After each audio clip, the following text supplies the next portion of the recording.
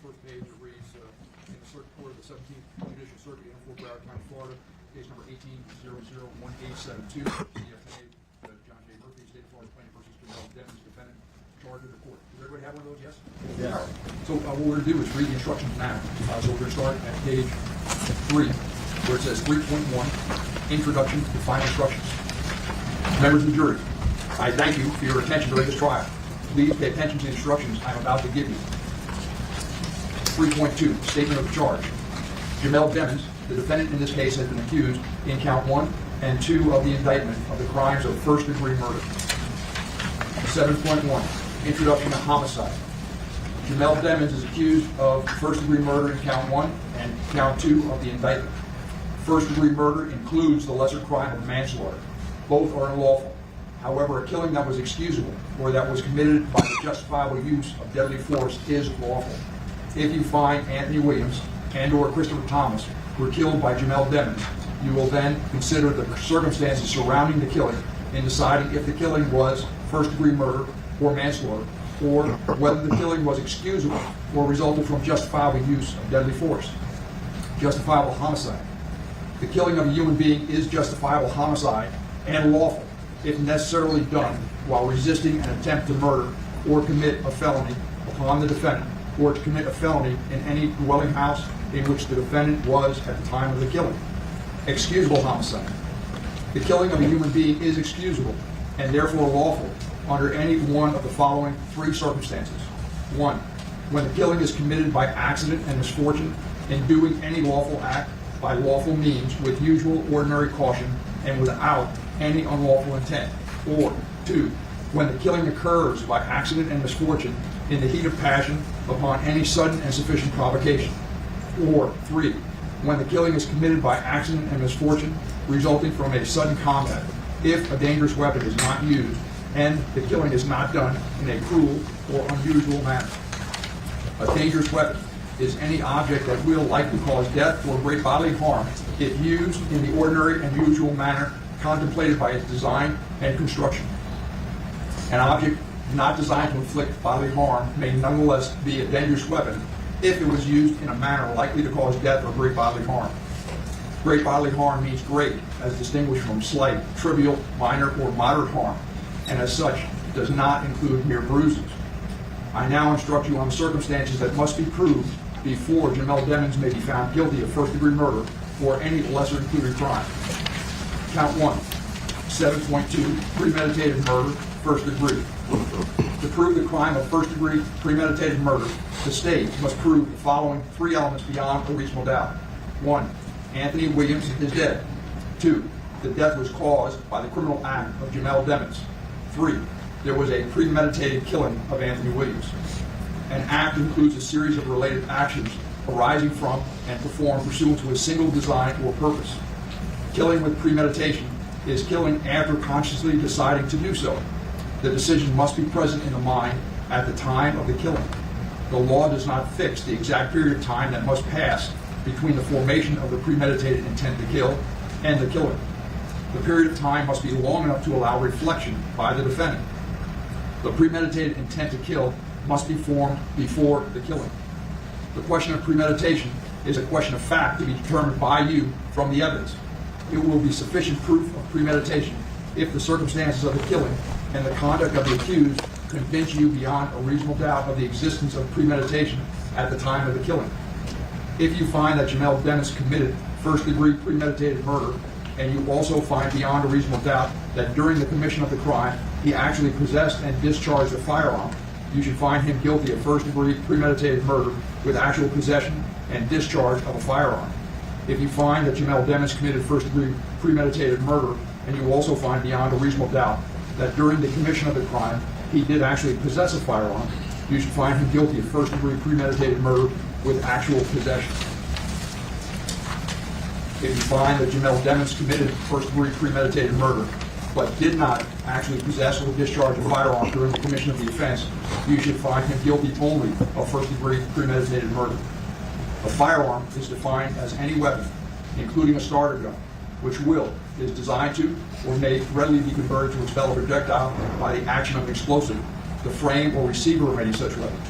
any firearm muffler or firearm silencer, any destructive device, or any machine gun. Actual possession of a firearm means the defendant A had a firearm on his person, or B had a firearm within immediate physical reach with ready access with the intent to use the firearm during the commission of the crime. If you find that Ynw Melly committed first-degree premeditated murder, and you also find beyond a reasonable doubt that during the commission of the crime he was a criminal gang member or associate as defined below, and the aforementioned activity was committed with the intent to benefit, promote, or further the interests of the criminal gang, you should find him guilty of first-degree premeditated murder in the first-degree premeditated murder in the first degree as a criminal gang member or associate. If you find that Ynw Melly committed first-degree premeditated murder, but find that he was not a criminal gang member or associate as defined below, you should find the defendant guilty only of first-degree premeditated murder. Criminal gang means a formal or informal ongoing organization, association, or group that has one of its primary activities the commission of criminal or delinquent acts, and that consists of 3 or more persons who have a common name or common identifying signs, colors, or symbols, including but not limited to terrorist organizations and hate groups.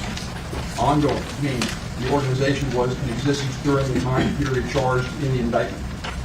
Primary activities means that a criminal gang spends a substantial amount of time engaged in such activity, although such activity need not be the only or even the most important activity in which the criminal gang engages. Criminal gang associate means a person who A, admits to criminal gang association, or B, meets any single defining criterion for criminal gang membership. Criminal gang member is a person who meets 2 or more of the following criteria. A, admits to criminal gang membership. B, adopts the style of dress of a criminal gang. C, adopts the use of a hand sign identified as used by a criminal gang. D, has a tattoo identified as used by a criminal gang. E, associates with 1 or more known criminal gang members. F, is identified as a criminal gang member by an informant of previously untested reliability, and such identification is corroborated by independent information. G, is identified as a criminal gang member by physical evidence. H, has been observed in the company of 1 or more known criminal gang members 4 or more times. Observation in a custodial setting requires a willful association. I, has authored any communication indicating responsibility for the commission of any crime by the criminal gang. Criminal gang activity means A, an activity committed with the intent to benefit, promote, or further the interests of a criminal gang, or for the purposes of increasing a person's own standing or position within a criminal gang. B, an activity in which the participants are identified as criminal gang members or criminal gang associates, acting individually or collectively to further any criminal purpose of a criminal gang. C, an activity that is identified as criminal gang activity by a documented, reliable informant. Or D, an activity that is identified as criminal gang activity by an informant of previously untested reliability, and such identification is corroborated by independent information. Electronic communication includes, but is not limited to, photographs, video, telephone, communications, text messages, facsimile, electronic mail messages, and instant messages, real-time communications with other individuals through the internet or other means. Count 2, 7.2, premeditated murder, first degree. To prove the crime of first degree, premeditated murder, the state must prove the following 3 elements beyond a reasonable doubt. 1, Christopher Thomas is dead. 2, the death was caused by the criminal act of Ynw Melly. 3, there was a premeditated killing of Christopher Thomas. An act includes a series of related actions arising from and performed pursuant to a single design or purpose. Killing with premeditation is killing after consciously deciding to do so. The decision must be present in the mind at the time of the killing. The law does not fix the exact period of time that must pass between the formation of the premeditated intent to kill and the killing. The period of time must be long enough to allow reflection by the defendant. The premeditated intent to kill must be formed before the killing. The question of premeditation is a question of fact to be determined by you from the evidence. It will be sufficient proof of premeditation if the circumstances of the killing and the conduct of the accused convince you beyond a reasonable doubt of the existence of premeditation at the time of the killing. If you find that Ynw Melly committed first-degree premeditated murder, and you also find beyond a reasonable doubt that during the commission of the crime he actually possessed and discharged a firearm, you should find him guilty of first-degree premeditated murder with actual possession and discharge of a firearm. If you find that Jamel Devins committed first-degree premeditated murder, and you also find beyond reasonable doubt that during the commission of the crime he did actually possess a firearm, you should find him guilty of first-degree premeditated murder with actual possession. If you find that Jamel Devins committed first-degree premeditated murder but did not actually possess or discharge a firearm during the commission of the offense, you should find him guilty only of first-degree premeditated murder. A firearm is defined as any weapon, including a starter gun, which is designed to or may readily be converted to expel a projectile by the action of an explosive, the frame or receiver of any such weapon, any firearm muffler or firearm silencer, any destructive device, or any machine gun. Actual possession of a firearm means the defendant A, carried a firearm on his person, or B, had a firearm within immediate physical reach with ready access with the intent to use the firearm during the commission of the crime. If you find that Jamel Devins committed first-degree premeditated murder, and you also find beyond a reasonable doubt that during the commission of the crime he was a criminal gang member or associate as defined below, and the aforementioned activity was committed with the intent to benefit, promote, or further the interests of the criminal gang, you should find him guilty of first-degree premeditated murder in the first degree as a criminal gang member or associate. If you find that Jamel Devins committed first-degree premeditated murder, but find that he was not a criminal gang member or associate as defined below, you should find the defendant guilty only of first-degree premeditated murder. Criminal gang means a formal or informal ongoing organization, association, or group that has one of its primary activities the commission of criminal or delinquent acts, and that consists of 3 or more persons who have a common name or common identifying signs, colors, or symbols, including but not limited to terrorist organizations and hate groups. Ongoing means that the organization was in existence during the period charged in the indictment. Primary activity means that a criminal gang spends a substantial amount of time engaged in such activity, although such activity need not be the only or even the most important activity in which the criminal gang engages. A criminal gang associate means a person who A, admits to criminal gang association, or B, meets any single defining criterion for criminal gang membership. A criminal gang member is a person who meets 2 or more of the following criteria. A, admits to criminal gang membership. B, adopts the style of dress of a criminal gang. C, adopts the use of a hand sign identified as used by a criminal gang. D, has a tattoo identified as used by a criminal gang. E, associates with 1 or more known criminal gang members. F, is identified as a criminal gang member by an informant of previously untested reliability, and such identification is corroborated by independent information. G, is identified as a criminal gang member by physical evidence. H, has been observed in the company of 1 or more known criminal gang members 4 or more times.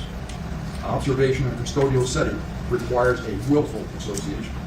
I, has authored any communication indicating responsibility for the commission of any crime by the criminal gang. Criminal gang-related activity means A, an activity committed with the intent to benefit, promote, or further the interests of a criminal gang, or for the purposes of increasing a person's own standing or position within a criminal gang. B, an activity in which the participants are identified as criminal gang members or criminal gang associates acting individually or collectively to further any criminal purpose of a criminal gang. C, an activity that is identified as criminal gang activity by a documented reliable informant, or B, an activity that is identified as criminal gang activity by an informant of previously untested reliability, and such identification is corroborated by independent information.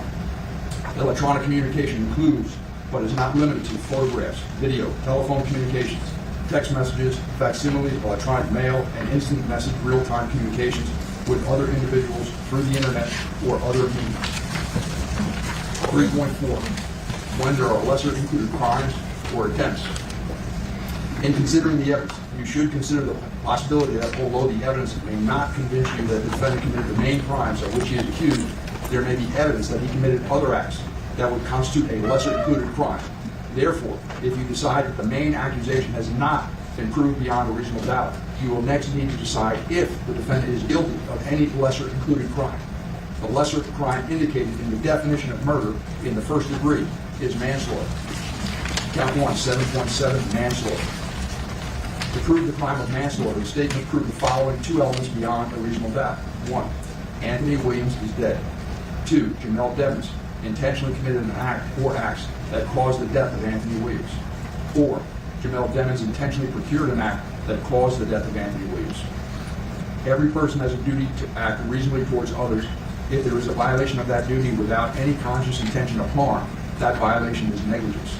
The defendant cannot be guilty of manslaughter by committing a mere negligent act, or if the killing was either justifiable or excusable, as I have previously instructed you. Those explanations of justifiable homicide and excusable homicide are in Instruction 7.1, Introduction to Homicide. In order to convict of manslaughter by act, it is not necessary for the state to prove that the defendant had an intent to cause death, only an intent to commit an act that was not merely negligent, justified, or excusable, and which caused death. To procure means to persuade, induce, prevail upon, or cause a person to do something. If you find that Jamel Devens committed manslaughter, and you also find beyond a reasonable doubt that during the commission of the crime he actually possessed a firearm, you should find him guilty of manslaughter with actual possession of a firearm. If you find that Jamel Devens committed manslaughter but did not actually possess a firearm during the commission of the offense, you should find him guilty only of manslaughter. A firearm is defined as any weapon, including a starter gun, which is designed to or may readily be converted to expel a projectile by the action of an explosive. The frame or receiver of any such weapon, any firearm muffler or firearm silencer, any destructive device, or any machine gun.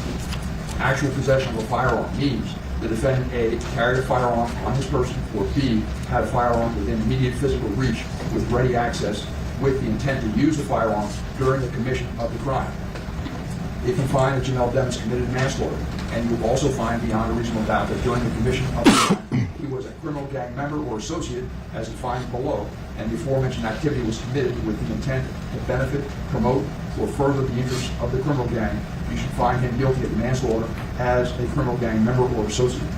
If you find that Jamel Devens committed manslaughter, but find that he was not a criminal gang member or associate as defined below, you should find the defendant guilty only of manslaughter. Criminal gang means a formal or informal ongoing organization, association, or group that has one of its primary activities the commission of criminal or delinquent acts, and that consists of 3 or more persons who have a common name or common identifying signs, colors, or symbols, including but not limited to terrorist organizations and hate groups. Ongoing means that the organization was in existence during the time period charged in the indictment. Primary activities means that the criminal gang spends a substantial amount of time engaged in such activity, although such activity need not be the only or even the most important activity in which the criminal gang engages. Criminal gang associate means a person who A. admits to criminal gang association, or B. meets any single defining criterion for criminal gang memberships. Criminal gang member is a person who meets 2 or more of the following criteria. A. admits to criminal gang membership. B. adopts the style of dress of a criminal gang. C. adopts the use of a hand sign identified as used by a criminal gang. D. has a tattoo identified as used by a criminal gang. E. associates with 1 or more known criminal gang members. F. is identified as a criminal gang member by an informant of previously untested reliability, and such identification is corroborated by independent information.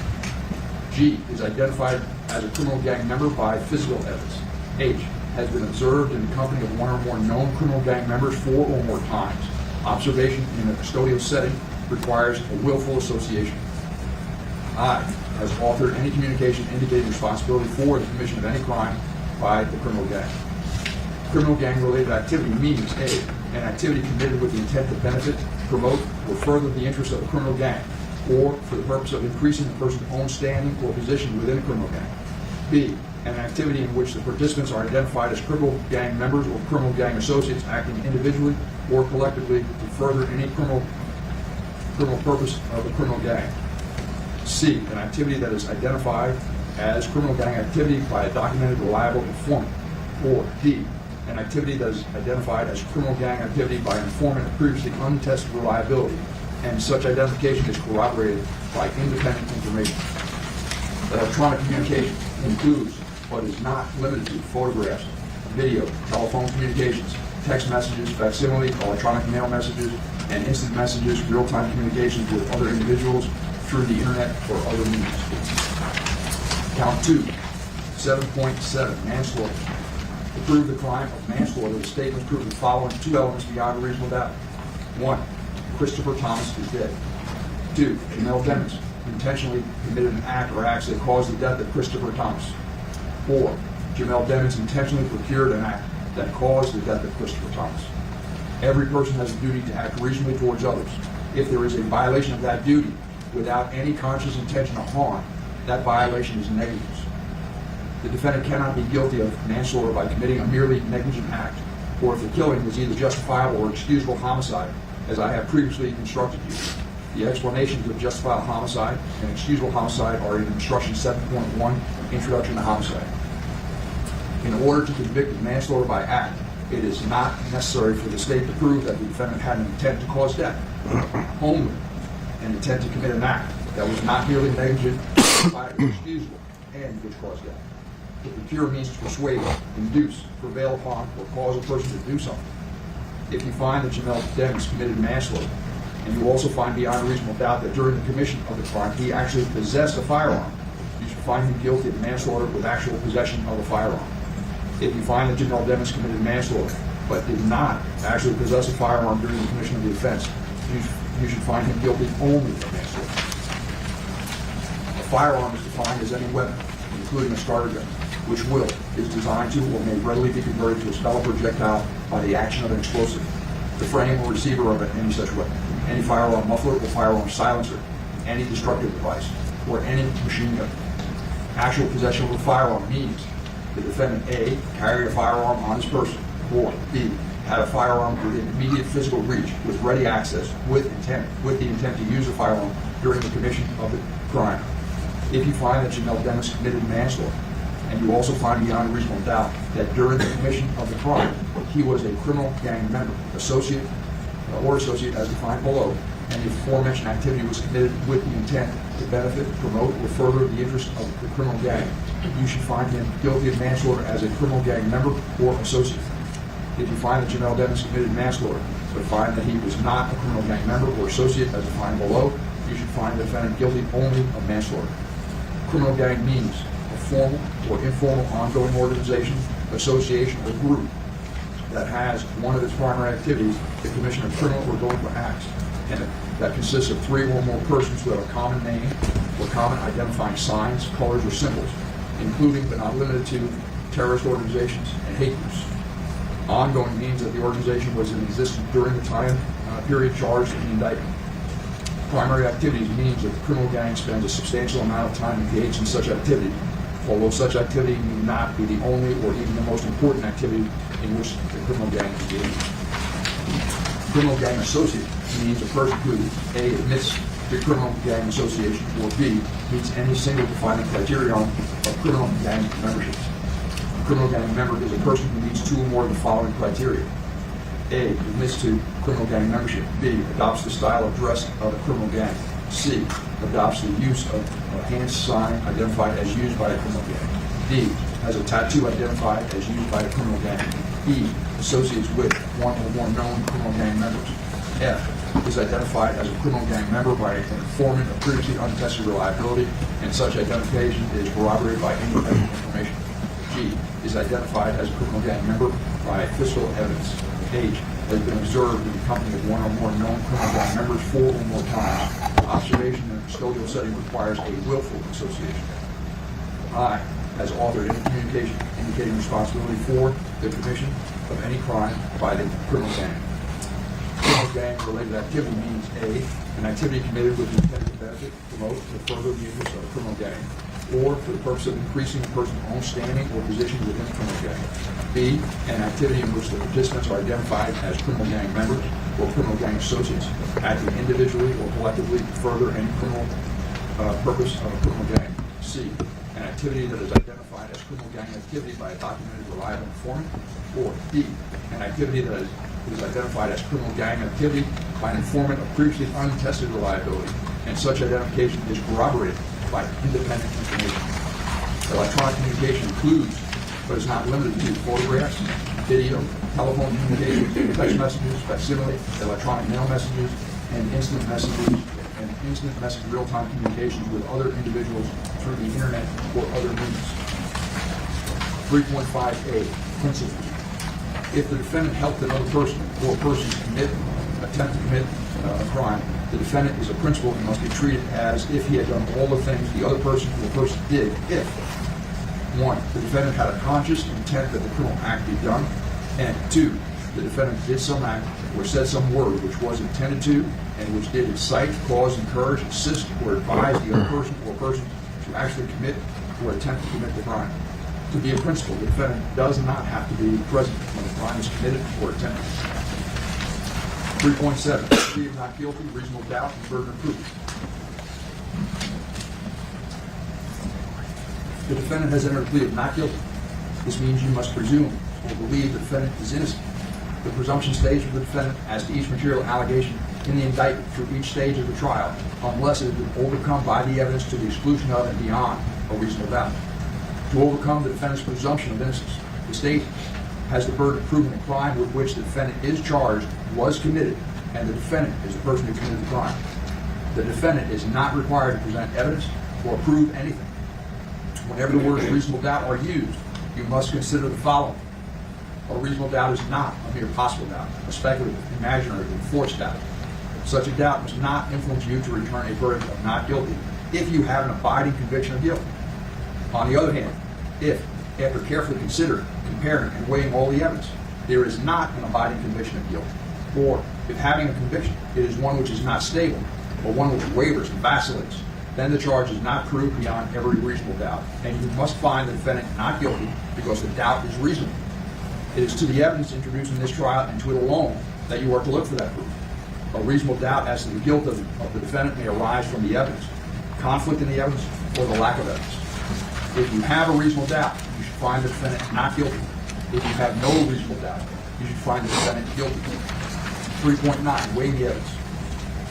It is up to you to decide what evidence is reliable.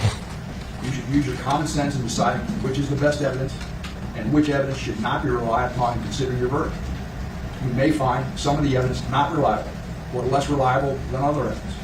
You should consider how the witnesses acted, as well as what they said. Some things you should consider are: 1.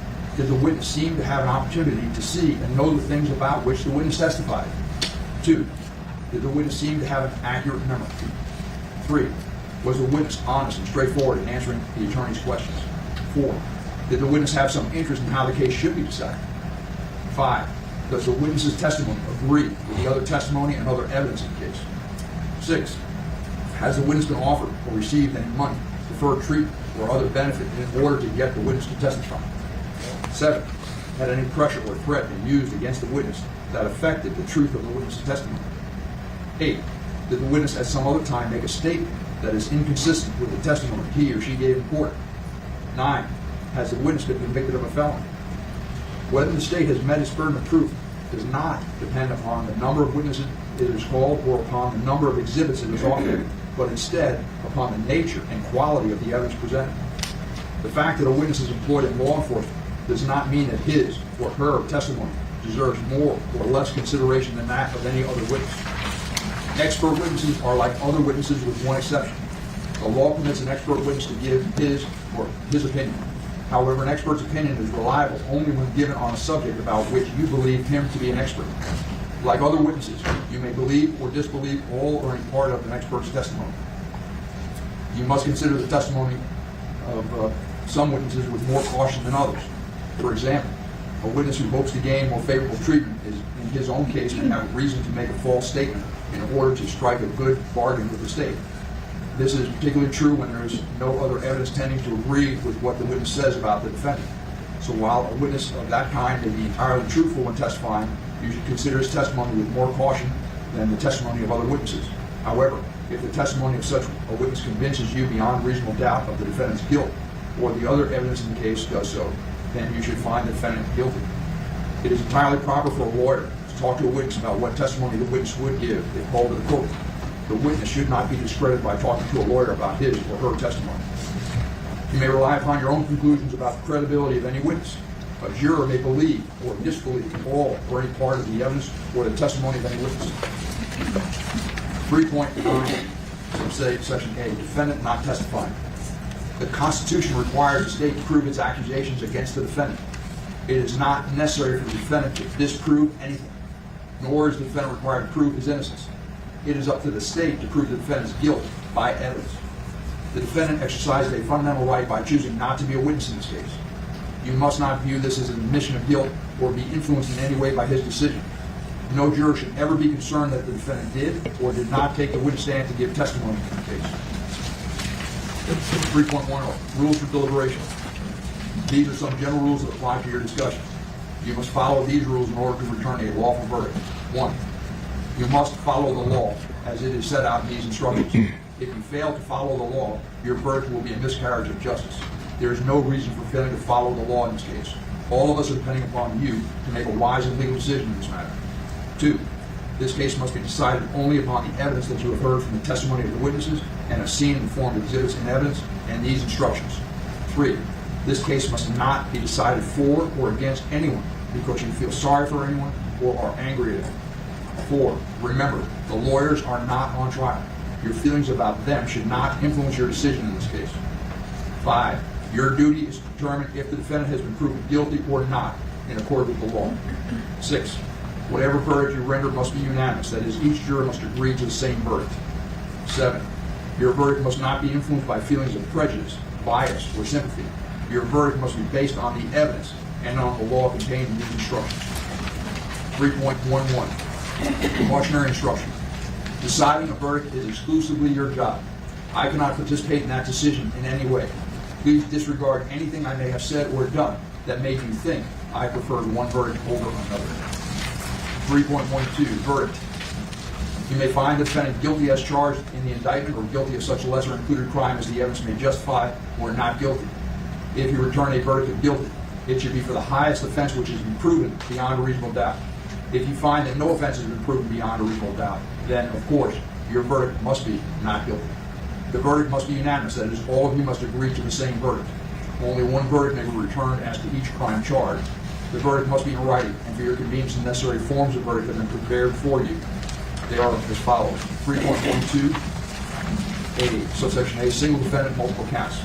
A separate crime is charged in each count of the indictment, and although they have been tried together, each crime and the evidence applicable to it must be considered separately, and a separate verdict returned as to each. A finding of guilty or not guilty as to one crime must not affect your verdict as to the other crime charged. The verdict.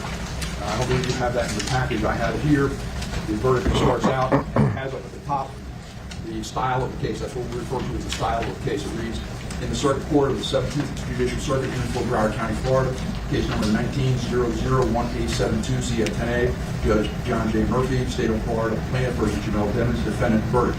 Count 1. We, the jury, find as follows as to the defendant in this case. And it goes on in parentheses, check only 1. A, the defendant is guilty of murder in the first degree as charged in the indictment. B, the defendant is guilty of manslaughter, a lesser included offense.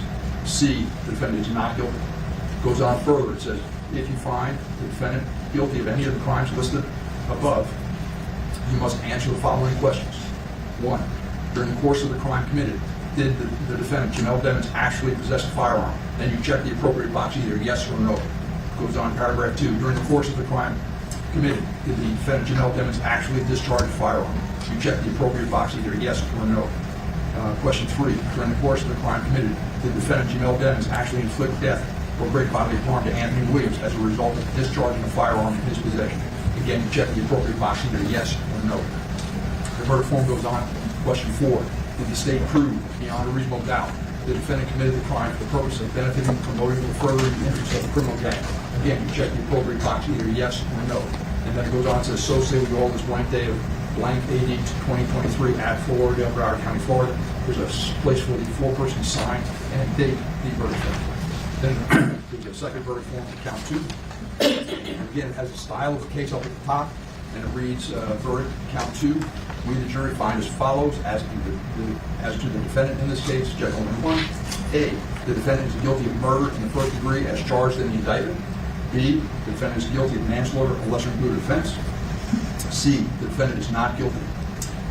Then it goes down further and says, if you find the defendant is guilty of any of the crimes listed above, you must answer the following questions. 1. During the course of the crime committed, did the defendant, Jamel Demons, actually possess a firearm? Again, you check the appropriate box either yes or no. Question 2, during the course of the crime committed, did the defendant, Jamel Demons, actually discharge a firearm? Again, you check the appropriate box either yes or no. Question 3, during the course of the crime committed, did the defendant, Jamel Demons, actually inflict death or great bodily harm to Christopher Thomas as a result of discharging a firearm in his possession? And then again, you check the appropriate box either yes or no. And it goes on. Question 4, did the state prove, beyond a reasonable doubt, the defendant committed the crime for the purpose of benefiting, promoting, or furthering the interests of the criminal gang? And again, you check the appropriate box either yes or no. It goes on further. It says, so say we all this blank day blank AD 2023 at Fort Lauderdale, Broward County, Florida. And again, there's a spot at the bottom for the 4 persons to print their name and sign and date the verdict. Is there any objection to the instructions of published and open court by the state? Yeah. By the defense? No, sir. Thank you. Ladies and gentlemen, we're going to go to the second page of these instructions. It's called Closing Argument 2.7. And it reads as follows. The state and the defendant have now rested their case. The attorneys now will present their final arguments. Please remember that what the attorneys say is not evidence or your instruction on the law. However, do listen closely to their arguments. They are intended to aid you in understanding the case. Each side will have equal time, but the state is entitled to divide this time between an opening argument and a rebuttal argument after the defense has given its closing argument. Madam State? Yes, ma'am. Ladies and gentlemen, at this time, I can get up here before you and say the defendant is guilty of murder in the first degree. I can say that because you have sat through 16 days of testimony, and because back when you first started here, some of you as early as April 10th, you agreed to follow the law. And the law is clear that this defendant committed 2 counts of first-degree murder. I now have the opportunity to explain all of the evidence, because sometimes you get it piecemeal.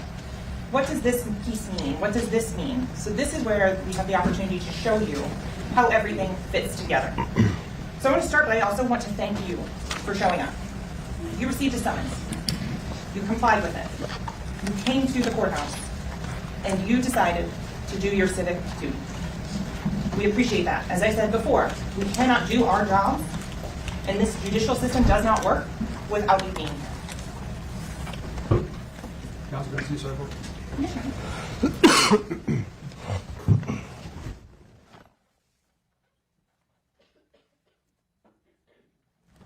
I just received a message that one of your members needs a restroom break, so we're going to take a short recess. Do not discuss the case. Don't form any opinion about the case. Don't allow anyone to discuss the case in present.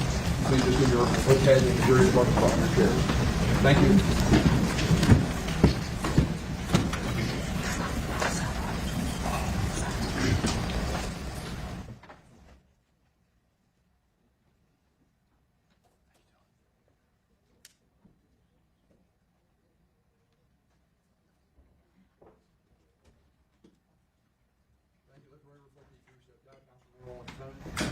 Gentlemen, you ready? Yes, sir. Good. We're in recess. Thank you.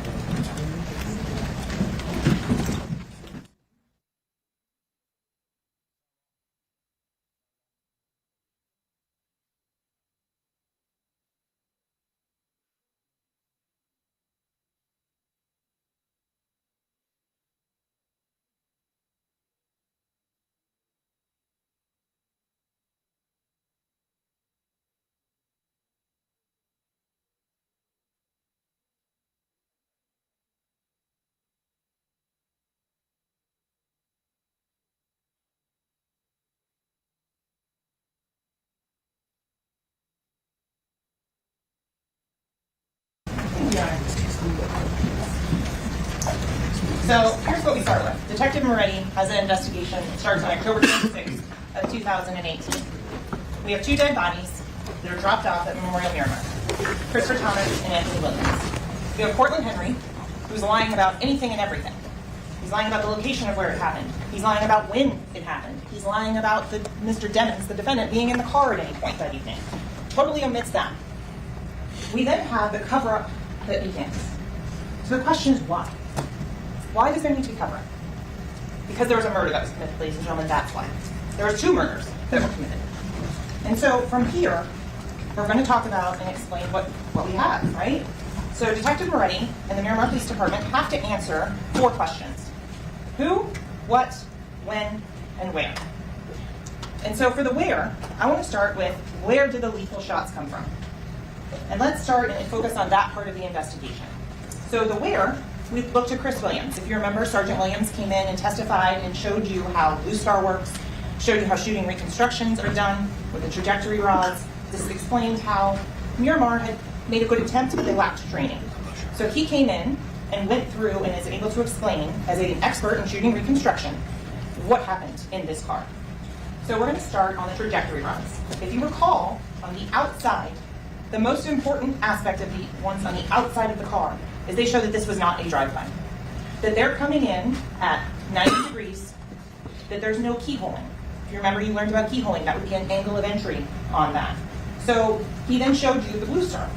And if you recall, ladies and gentlemen, this chemical reacts no matter how many years later, no matter what attempt at cleanup is done. The chemical is still going to react to the presence of the blood. So then you have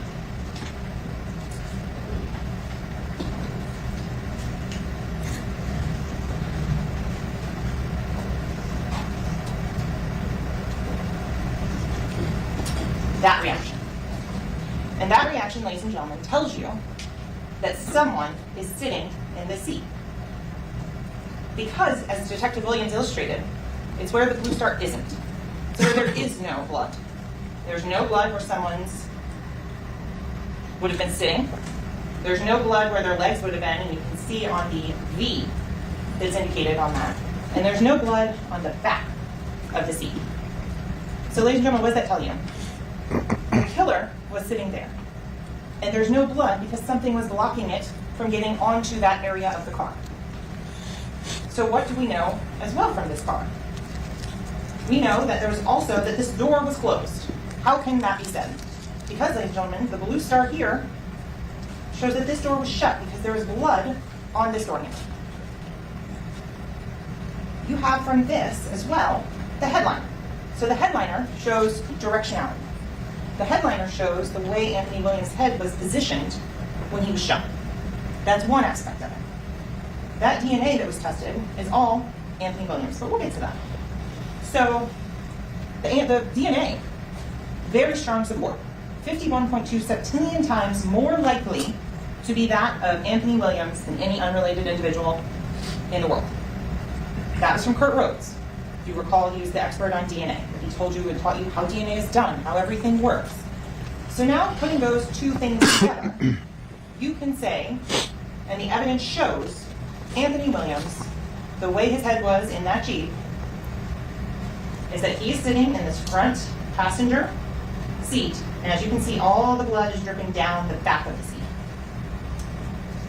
That tells you, ladies and gentlemen, and from the angle of entry when we get to the medical examiner's information, that his head was right here.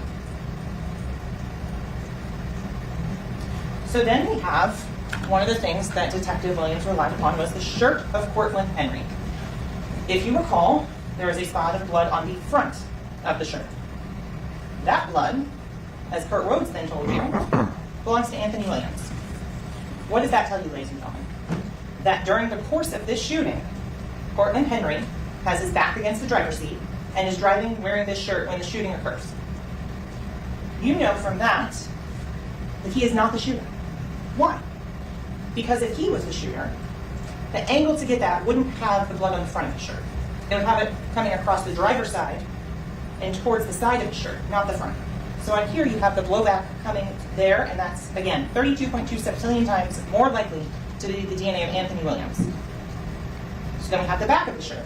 And so if you recall, the blood on the back of the shirt is right here. And that blood, Christopher Thomas, a single source profile. So what does that tell you, ladies and gentlemen? That tells you that Cortland Henry didn't fire the fatal shot for Christopher Thomas. Here's why. That blood is coming from Mr. Thomas when he's shot. The blood's only moving like that, as you heard from Sergeant Williams, when there is a pulse, when there is pressure. Remember the garden hose analogy that he used and talked about? That's when you're getting the blood that's going to be coming out of the body. And on that, so from there, you know, Cortland Henry is ducked over and flinching away from Christopher Thomas. So he cannot get that shot on Christopher Thomas from where he is sitting in the driver's seat. Even if he was in the back seat. Let's argue that for a second. to get the blood there, he would have to have been completely turned facing backwards to Mr. Thomas and then turned and shot over his shoulder to get blood on the back of his shirt. That's not reasonable inside of a car. What is reasonable is that he's driving, the shot happens to Anthony Williams in the back of the head, blood gets on the front of his shirt. He flinches, comes down, shot happens to Christopher Thomas, blood gets on the back of the shirt. So that was the other aspect that we learned from Anthony Williams, because there was the entrance and the exit wound. So from there, ladies and gentlemen, you can tell, again, the side-to-side orientation of the head, because that front passenger window is blown out. That tells you that his head was not upright, but it was leaning over to the side. Because if you recall, the entrance on Mr. Williams is back behind his left ear, and the exit is up here in his hairline. If he was sitting up and awake and knew what was going on, you would expect to find a projectile in the headliner and the roof of that Jeep. But you don't. Instead, you know, based on his head angle, that it goes out the window, blows out the glass. For Christopher Thomas, he is in the rear. So what do you know about Christopher Thomas's wound? That it's coming in at almost 90 degrees on the left side of his face, and that there is stippling. You learned about stippling, the imprint of unburnt gunpowder into the skin of a living human being. Powder tattooing, it's also called. So on Christopher Thomas, you learned from Sergeant Williams, as well as from the medical examiners, that the firearm that inflicted that wound was approximately 3 inches to no more than 3 feet.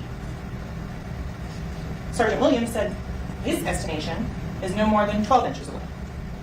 And so why is that important? Let's go back and argue the Cortland Henry.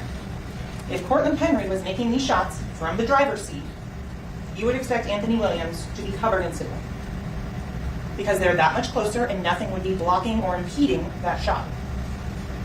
But if the shot is instead coming from the rear passenger side, you're not going to have that same stippling on Anthony Williams because the seat's in the way. Cortland Henry, there is nothing blocking it, so you have the stippling. So ladies and gentlemen, that's one of the things that you would notice, and the differences that show that why it could not have been Cortland Henry in the driver's seat with this weapon. We know it can the backseat passenger, it could have been, because there is stippling.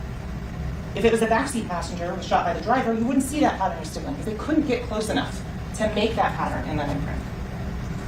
So then we have all the drive-by on the trajectory routes that we've talked about briefly. But this one is important because this is talking about strike K. So why is strike K important, right? Strike K comes in and hits the front of the rear door. That tells you that that door was open when that drive-by was staged. Because as you heard from Sergeant Williams, if this was actually a drive-by, this is what you would have seen. Strikes coming in at different angles, at obtuse angles. There would be angles of entry that would show either a pattern of speeding up or slowing down. But instead, you have them coming in at 90 degrees. And that goes for the front, on the driver's side door, the rear driver's side door, and then you have strike K going across. And remember, this is Chris Carter took this picture that shows you where strike K impacted this door. If this door had been closed, you would expect it to be going into the speaker. That's where you would expect it if it had been a closed door. That's not what happened. Also, if that had happened during a drive-by, whoever was sitting in that rear driver's side passenger seat would have had a projectile right through their knees. That was the path of that bullet. Talking about as well on the driver. If you recall, ladies and gentlemen, projectiles are found underneath the brake pedal. You don't see any entries on Mr. Henry. He got out of that car too.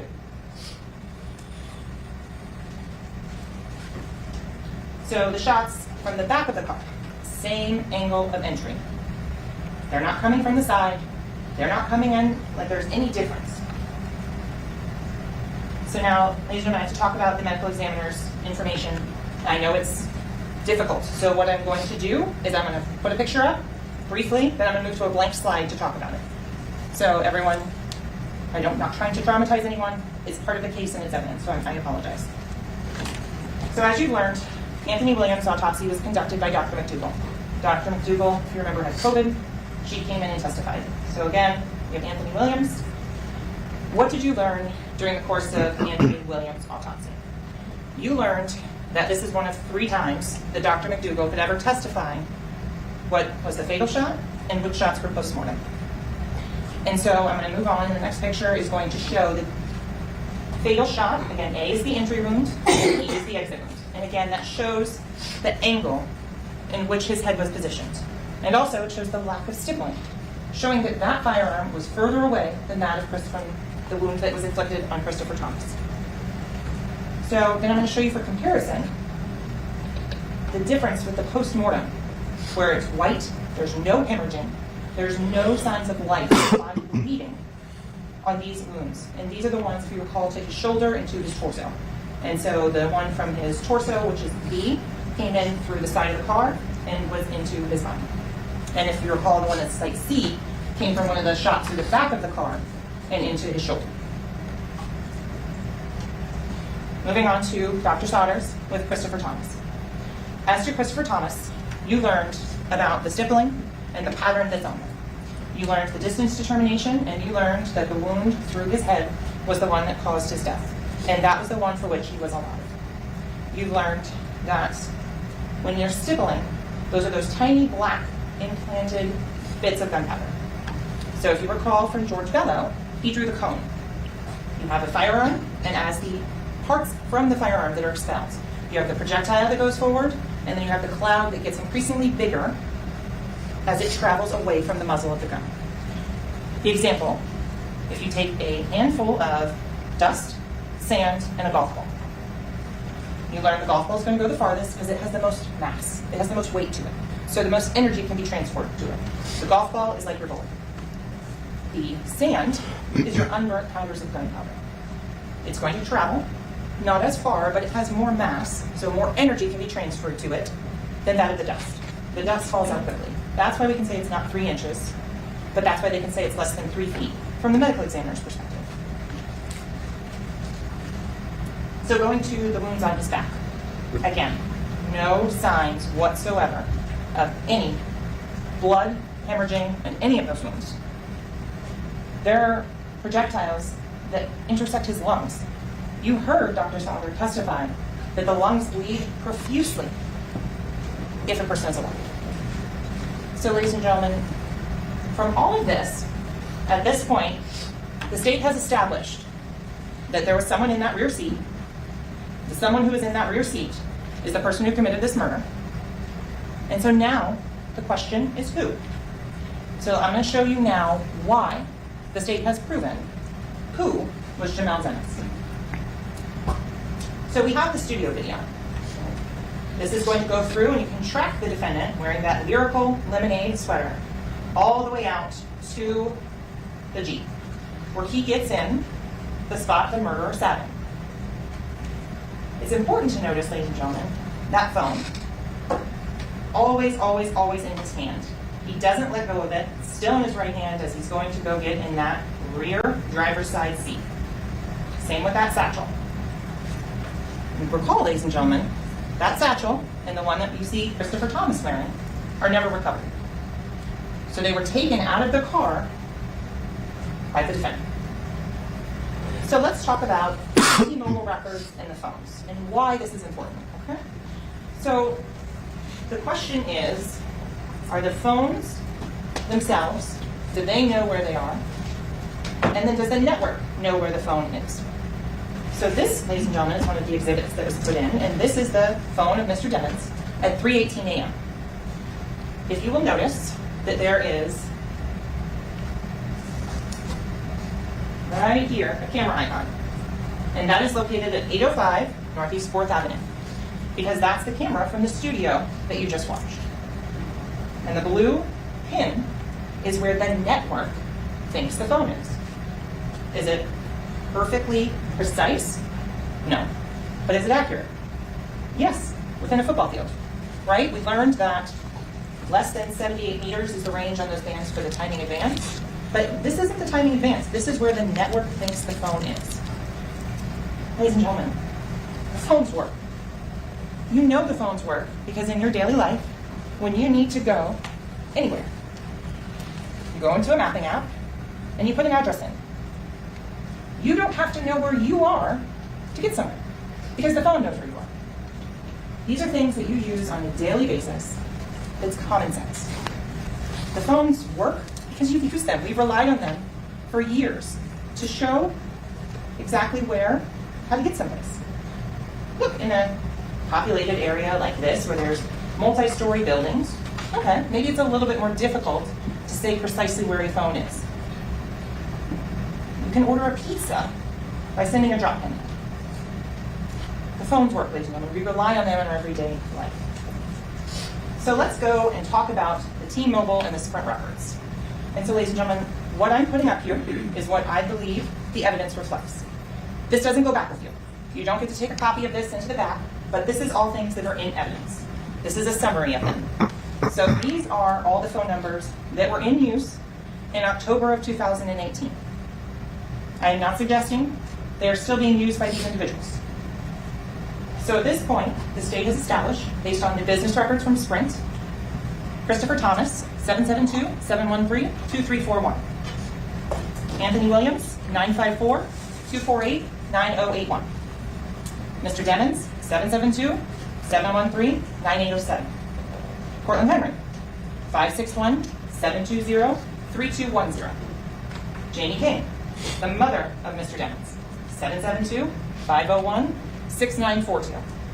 Jameson Francois, track, the manager, 954-376-9158.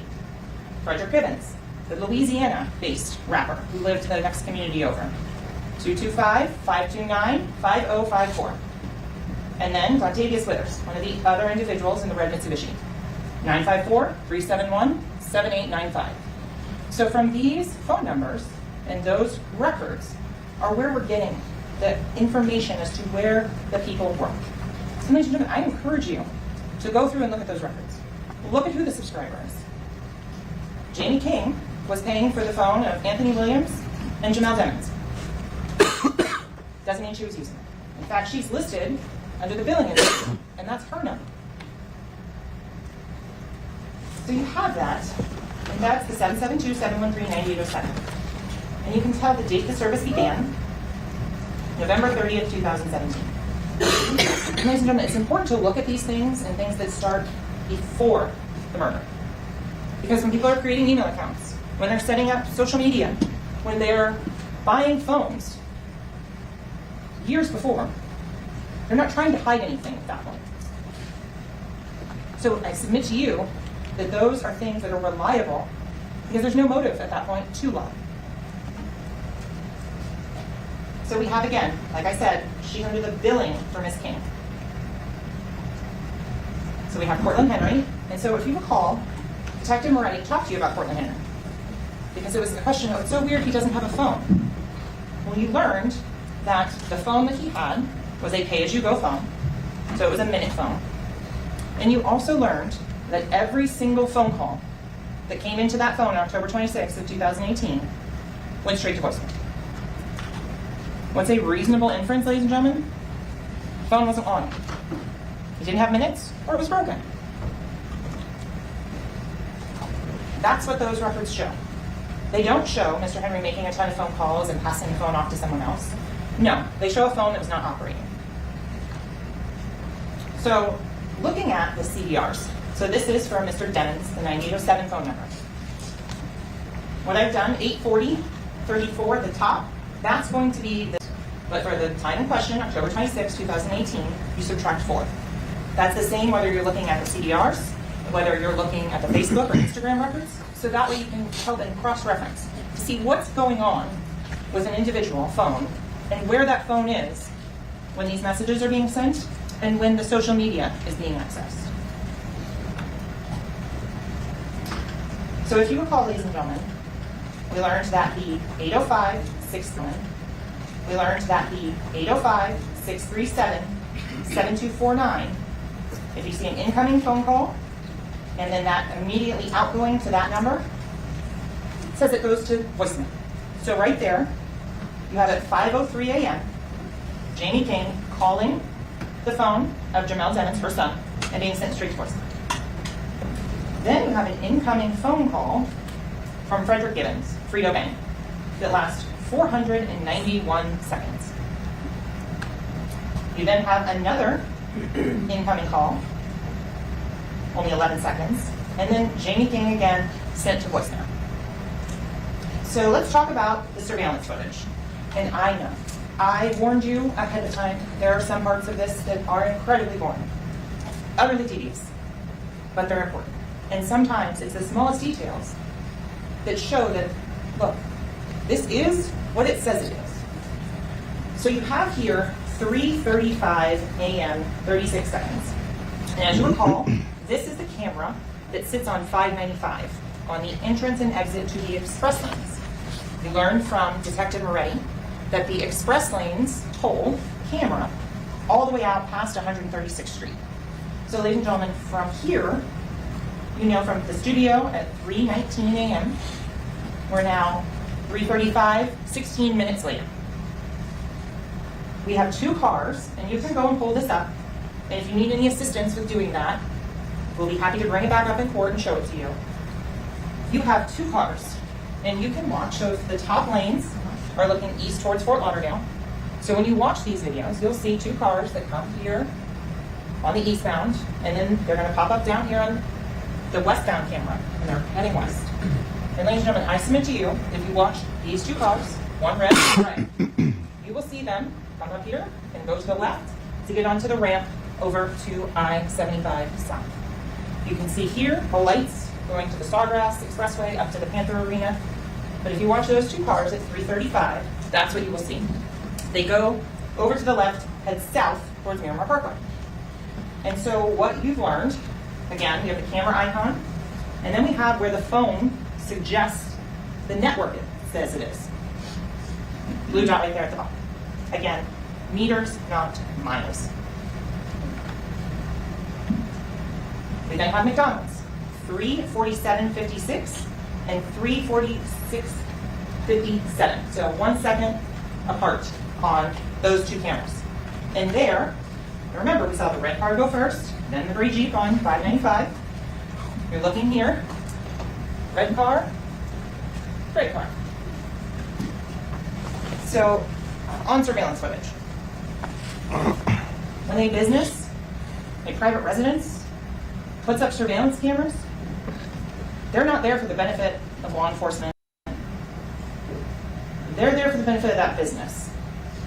So they're not required to capture the street that goes by. They're not required by any law to maintain those videos for any longer than they feel is necessary. They're there to make sure that if someone's coming through and burglarizing their business, they capture that information.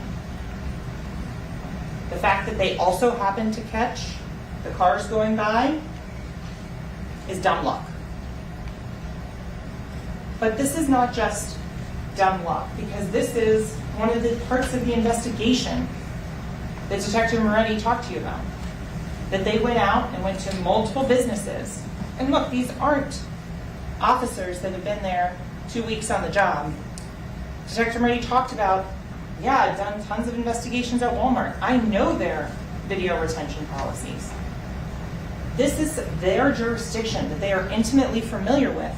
You don't need to go back and do that again. So if you look at, again, we have the McDonald's. This is where the network thinks the phone is at 3:47. Meters, not miles. But this is showing you that those records are accurate. They're not explicitly precise, but they are accurate. Going to 3:53 a.m. This is the Montessori Academy. So ladies and gentlemen, you can see there's the Montessori Academy. And there is traffic. There is a car that is consistent with that gray Jeep going by at 3:53, at 4:06, and again before 4:20. You can watch that and look at that. It's not like there's no cars, there's nothing out there. There is things that corroborate that cell phone evidence. We have Sunset Lakes. That shows, and again, 3:50 a.m. So, ladies and gentlemen, you learned a lot about the geography of Miramar and Fort Lauderdale, the distances between them. You learned from 805 Northeast 4th Avenue in Fort Lauderdale, Florida, to Sunset Lakes, the 40th Street Visitors Entrance. You're looking about 31 miles. Detective Moretti talked to you about driving that route, and rather than spend 45 minutes doing that drive, he instead did the 16-minute version flying over to be able to show you all of these locations in a much quicker, expedient process. So you know that the red Mitsubishi goes 30 miles in 30 minutes. That's an average speed of 60 miles an hour. And so you have in that the phone of Dontavius Withers. Mr. Withers has been identified as the person who was driving. And you have Travion Glass in that front passenger seat. Ladies and gentlemen, watch that video, please. You can see Mr. Glass moving his hands. You can see that he's awake at the time at this guard gate. Watch it. If you need help, again, we're happy to assist. So then we have 4:03 a.m. So at 4:03 a.m., ladies and gentlemen, we have a very specific location the network thinks the phone is. And this goes back to being in the big city, right? We're here in this courtroom. Right there we can see 3rd Avenue out the window. We can see the New River. Phone doesn't know if we're on the 4th floor, 5th floor, 6th floor. But we could be anywhere in this building, right? That's the beauty of Pembroke Road and US 27. Because what you've learned, ladies and gentlemen, is that on the west side of Highway US 27, there is a canal. You've learned that 208 Avenue is gated on the north and the south ends. That there is a Pembroke Pines fire training facility out there, so it's locked. You've learned that at the end of Pembroke Road, out here to the east on this map, there's another set of closed gates that prevents any further eastern traffic. You've learned that there's a waste management recycling facility out there. Again, another gate, an area you can't get into easily. So because of that limits the places the phone can be. It's not in a helicopter, it's in a car. And we'll get into that in just a little bit. So let's talk about the timing advance. For Mr. Dennett's phone, I want to make sure it's clear when you're going through outdoor stationary I've highlighted in green. So from 319 outdoor stationary, mobile, mobile, mobile, mobile, mobile, mobile, till 403, outdoor stationary, then mobile again, all the way until 440. Why is that important? Well, let's look at the pattern of travel. Let's look at what the phone is showing where it thinks it is. Ladies and gentlemen, just think about cellular telephones. Think about how they can tell you're mobile. Most human beings can't run 60 miles per hour on their feet. So if you think about the speed at which a phone is traveling, that's going to tell the cell phone company whether it's mobile, inside a building, or outside. If someone is outside, not moving, nothing's obstructing, there's no concrete, there's no rebar, there's no electrical wiring interfering with their phone getting a clear signal to a tower, to the satellite for GPS, that's going to tell them outdoor stationary. And ladies and gentlemen, this is common sense. These are things that you know on a daily basis that you have to deal with your own cell phones. You go into a really tall building, hard to get a signal. You have to go out to a window. And just because that is out there, ladies and gentlemen, doesn't mean that we're saying it's 100% accurate. We're saying that it is reliable on that. That it is also able to be corroborated by other evidence. What do I mean? 3:18 a.m., where it says the defendant is outdoor stationary, guess what the video at the studio shows? The defendant outside. When it says out here at 4:40 and 4:42, outdoor stationary, guess what the other evidence shows? The defendant outside sending a drop pin to his buddy from that phone. So let's talk about the pawn slip. Again, this goes to showing when you're not... I'm sorry. It's a good time to do it. Yes, sir. I'm told someone needs a restroom break. We'll take a short recess. Do not discuss the case in the form of including publication. Don't allow anyone to discuss the case in present, certain, no research. Thank you. Just leave no space on your chair. It's the jury.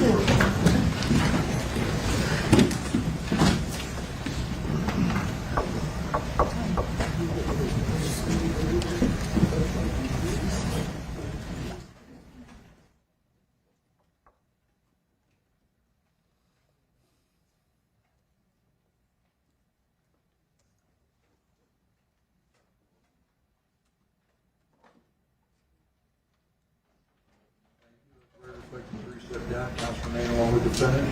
You use the restroom break, so could you arrange that for Mr. Evans, please? Yes, sir. Thank you. Recess. Gary, can I see you, sir?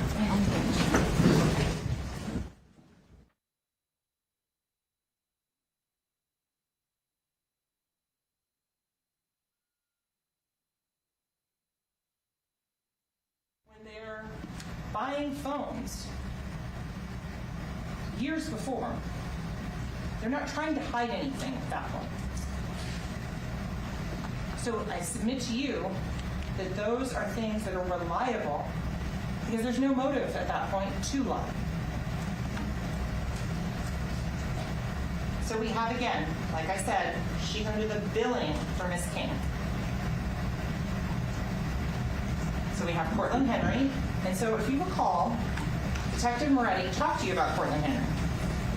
Because it was a question of, it's so weird he doesn't have a phone. Well, you learned that the phone that he had was a pay-as-you-go phone. So it was a minute phone. And you also learned that every single phone call that came into that phone on October 26th of 2018 went straight to voicemail. What's a reasonable inference, ladies and gentlemen? The phone wasn't on. He didn't have minutes, or it was broken. That's what those records show. They don't show Mr. Henry making a ton of phone calls and passing the phone off to someone else. No, they show a phone that was not operating. So, looking at the CDRs, so this is from Mr. Demons, the 9807 phone number. What I've done, 840-34 at the top, that's going to be the time that reflects on the records as you can look at them. That's the UTC. So as you've learned, that the difference between UTC, or Greenwich Mean Time, in Florida, on October 26th of 2018 is 4 hours. So that is 4 hours ahead. So to get from UTC time to Florida, you subtract 4.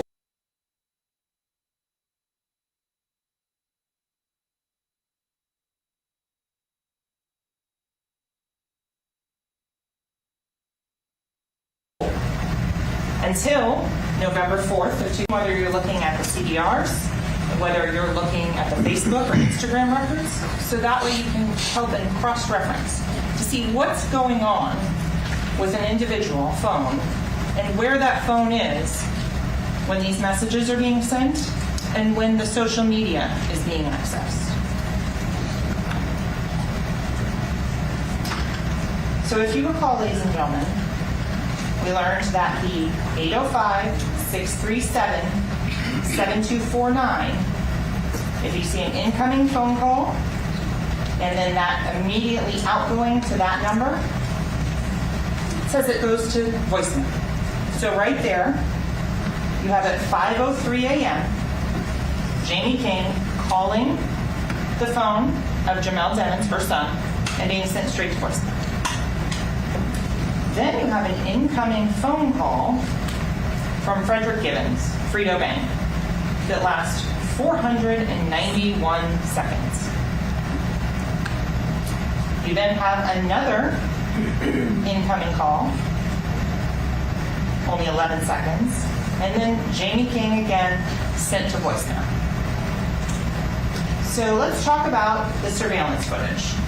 And I know, I warned you ahead of time, there are some parts of this that are incredibly boring, utterly tedious, but they're important. And sometimes it's the smallest details that show that, look, this is what it says it is. So you have here 3:35 a.m., 36 seconds. And as you recall, this is the camera that sits on 595 on the entrance and exit to the express lanes. You learned from Detective Moretti that the express lanes toll camera all the way out past 136th Street. So ladies and gentlemen, from here, you know from the studio at 3:19 a.m., we're now 3:35, 16 minutes later. We have two cars, and you can go and pull this up. And if you need any assistance with doing that, we'll be happy to bring it back up in court and show it to you. You have two cars, and you can watch. So if the top lanes are looking east towards Fort Lauderdale. So when you watch these videos, you'll see two cars that come here on the eastbound, and then they're going to pop up down here on the westbound camera, and they're heading west. And ladies and gentlemen, I submit to you that if you watch these two cars, one red, one gray, you will see them come up here and go to the left to get onto the ramp over to I-75 South. You can see here the lights going to the Sawgrass Expressway up to the Panther Arena. But if you watch those two cars at 3:35, that's all right, Philip, I'll start with you. What are your thoughts right now on the prosecution's closing argument, the start of it? It's very compelling. I mean, when you lump together the ballistics, the digital, the GPS, the phone data, I'm telling you, it's almost irrefutable. In fact, they did not counter it in the defense case. So right now, I think the prosecution is scoring points, and I think Jamel Demons is in some pretty serious legal trouble. All right, and Megan will give you an opportunity as well. What do you think? I agree with Philip. The government's doing exactly what they need to do. They're taking the evidence that the jury has seen and tying it together in a really compelling way that's going to refute the lie, the alleged lie that came after the fact that this was a drive-by shooting. Okay, and we're just at the start of this right now. Philip, I know we have to sign you off. I appreciate it. We're ready, Bud. All right, you bring it.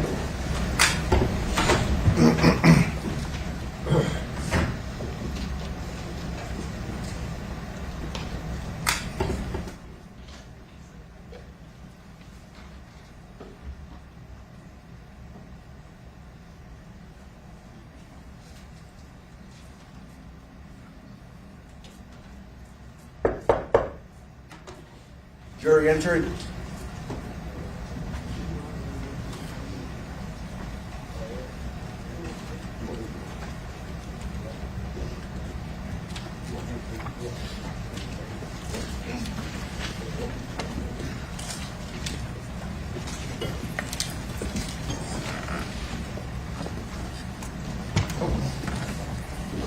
Ladies and gentlemen, thank you. Please be seated.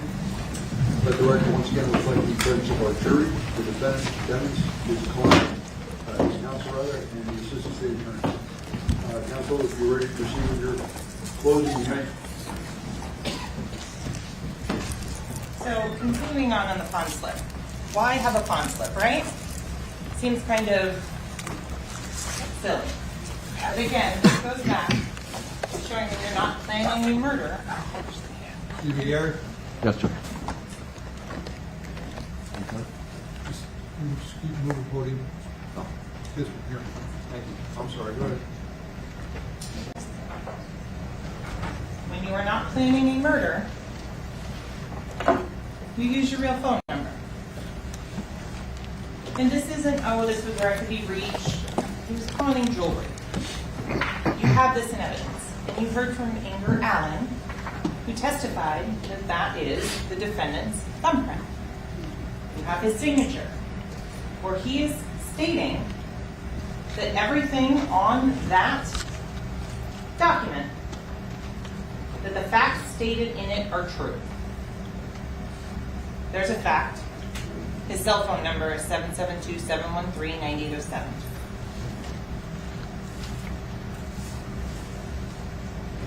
So we go to the Department of Highway Safety and Motor Vehicles records. We have his name, his driver's license number, his signature. The same driver's license number, signature, and name that you have on the con slip. Then you have the booking prints, where you heard from Deputy Maycock that yes, he took the prints of the defendant on February of 2019. And that is the same thumbprint that's on that booking print that's on that con slip. So let's talk a little bit about the CAST analysis. That was the FBI, Special Agent Brendan Collins. He looked at not just one phone, but compared and contrasted two phones in each of these particular analysis slides that he compiled. And those are in evidence, and you feel free to look at those and refer to those. So we have here between 3:20 a.m. and 3:57 a.m. 772-713-9807, Mr. Demon's phone, and the 9081, Mr. Williams' phone, are all tracking together. If you recall, when there's circles, Special Agent Collins is indicating they are using the same cell tower. He's not plotting in terms of the distance on those. That's all he's indicating with that. So this is showing the pattern of travel, that at each of these points, they're using the same cell towers. So ladies and gentlemen, you've learned that the phones of Mr. Demons and Mr. Williams travel in from 3:20 a.m. Pines Boulevard, because as you've learned, Pembroke Road doesn't go through. You have to go all the way to Pines to get across. So then on the other side, you have Mr. Thomas in the gray Jeep, the deceased in the rear passenger seat, and Mr. Withers, the driver of the red Mitsubishi. And they're both on Sprint. If you recall, Mr. Demons and Mr. Williams, same phones, same phone plans. Mr. Thomas, Mr. Withers, both on Sprint. Because at this point, T-Mobile and Sprint were two different companies. They have since merged. Again, you're showing the same pattern of travel. From the studio, going north up to Sunrise, Sunrise down I-95, 595 across to I-75 south to Miramar Parkway. And they are showing consistently traveling together. Then we have Francois Track, his phone. Here's his alibi. He's home. This is the Margate, Toscana apartments that you heard about and learned about. He is nowhere near US 27. He's nowhere near the recording studio. He's at his home in Margate, his apartment, until noon the next day. Then for some reason, at noon, on October 26th of 2018, Jameson Francois' phone is out there in that same US 27 and Pembroke Road location. And so is that of Mr. Demons. Very odd location to go to. Nothing out there. Except evidence of a murder. And ladies and gentlemen, you know the number of shell casings that were found at that scene. And you know that there's at least A through Q fired into the outside of that vehicle. Not including the ones inside the vehicle, in terms of the number of shots that are fired. But they're going back there. So going back to Mr. Demmons' phone at 4:40 a.m. Remember the timing advance bands. So at this point, at 4:40 a.m., you also have seen the Memorial Miramar video, where at 4:35, and Memorial Hospital is right here, at 4:35, 5 minutes earlier, Portland Henry drives the gray Jeep into the hospital with the 2 deceased victims. So you know where Anthony Williams is, you know where Christopher Thomas is, and you know where Portland Henry is, because it's on video. So then you have the timing advance band. And again, this goes to, where is the phone? Because the phone, you've learned, connects and talks to the tower no matter what. But the phone doesn't make outgoing phone calls on its own. The phone doesn't send text messages on its own. That takes user input. So here's an example of the drop pin at 4:42 a.m. to Frederick Gibbons. This is from Special Agent Collins, showing where on this red band the phone would be based on the phone network records. Then we have the phone itself saying where it is. Pretty consistent. So let's talk about whose phone it is. And I know it was a lot of video of pictures to watch. I know that. I'm not going to, and we all know that I can count to 500 and so. So I want to make sure that everyone understands why it's important as to who the phone shows.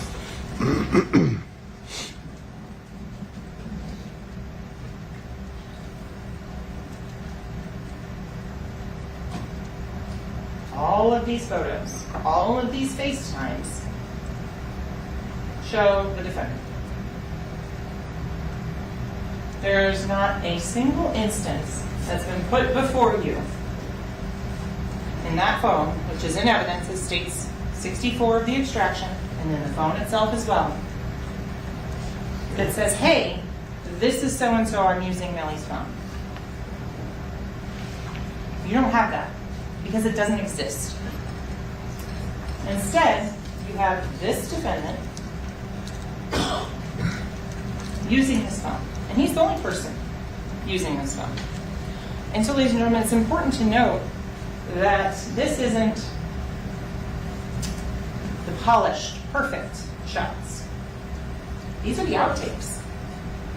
These are the ones that aren't suitable for public consumption, that aren't put out on Instagram, that aren't put out there to promote an album or anything like that. These are the raw images. That's why it's important to look at those. And ladies and gentlemen, just because there's a photo on this phone of something else, if you take a photo of your dog with your phone, it doesn't mean it's your dog's phone. You're taking pictures of what's important to you. I submit to you, you can tell based on these photos and these videos what's important to this defendant. The videos. Just going to play one, but this is, like I said, a sample of the 1,000 some. This one is interesting because you see the reflection of the phone in the glasses. You see, this is good. I clean this and lose it. Like 502. You look at your mama. Look at your mama.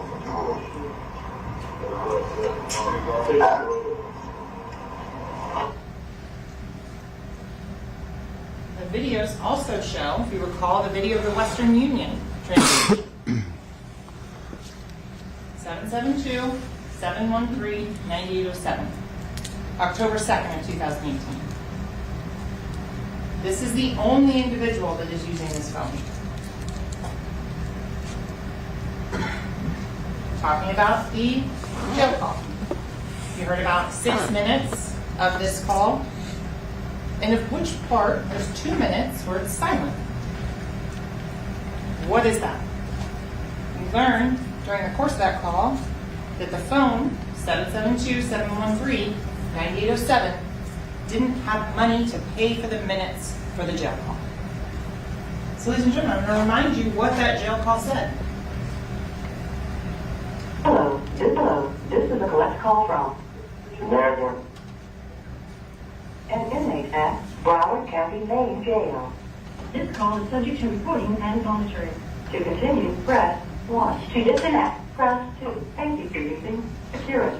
You may start the conversation now. Hello? Hey, Mom. Hey, baby. Why you didn't just call my phone where I got my credit card linked to? Huh? You should have called my phone, baby, because I put money on my phone. It's money on my phone. No, you out of money. It said that this account was 50. I just put my credit card on your phone now. Yeah, oh, yeah, you could have. Oh, yeah, it's on my credit card is equipped. Yeah, I don't know your credit card number because it asks for like your expiration date and your zip code. I don't know what your stuff is that's linked to that card. What is 7-Eleven? Like 7-Eleven is your line. What you doing, baby?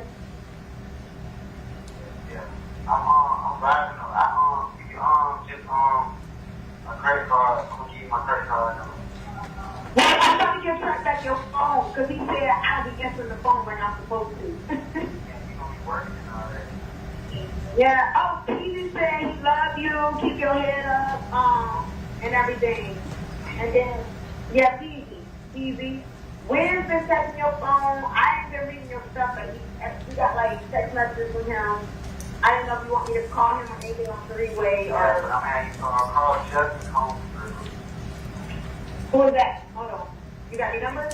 Yeah, it's on my phone. Justin home. Oh, P. Diddy's son. Okay. Hey, I got the bridge. The bridge went up. I should go. Okay, yeah, we put in the GPS for 7-Eleven. Okay, yeah,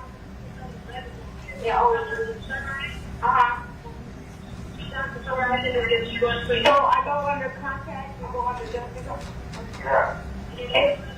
What's the number? It said I need facial recognition. 762556. 7. Oh my God, I'm trying to drive, trying to do this. Hold on, 762-556. Yeah. Yeah, right, can you drive real quick? I just like, hold on, I'm about to have Mariah drive so I can do this for you. But I'm trying to do too many things at once. So what did we learn in that phone call? I fast forwarded through the part where they're putting the credit card phone number in. They use GPS. They find it reliable to go find a 7-Eleven. That's the defendant's phone. Why are you calling my phone? That Mariah is there with Jamie King. That is the phone number that's being called.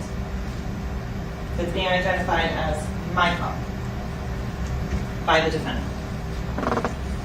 So let's talk about some of the text messages. And ladies and gentlemen, you will have those to go through and look at them. You'll have the one, and I submit to you that crazy or crazy lady is Jamie King. Go through, read those messages. You can see it's a mother-son relationship. I love you, kid, son. All of those types of endearments showing you who's using the 9807 phone. You also have with Anthony Williams. He's listed as the contract as twin.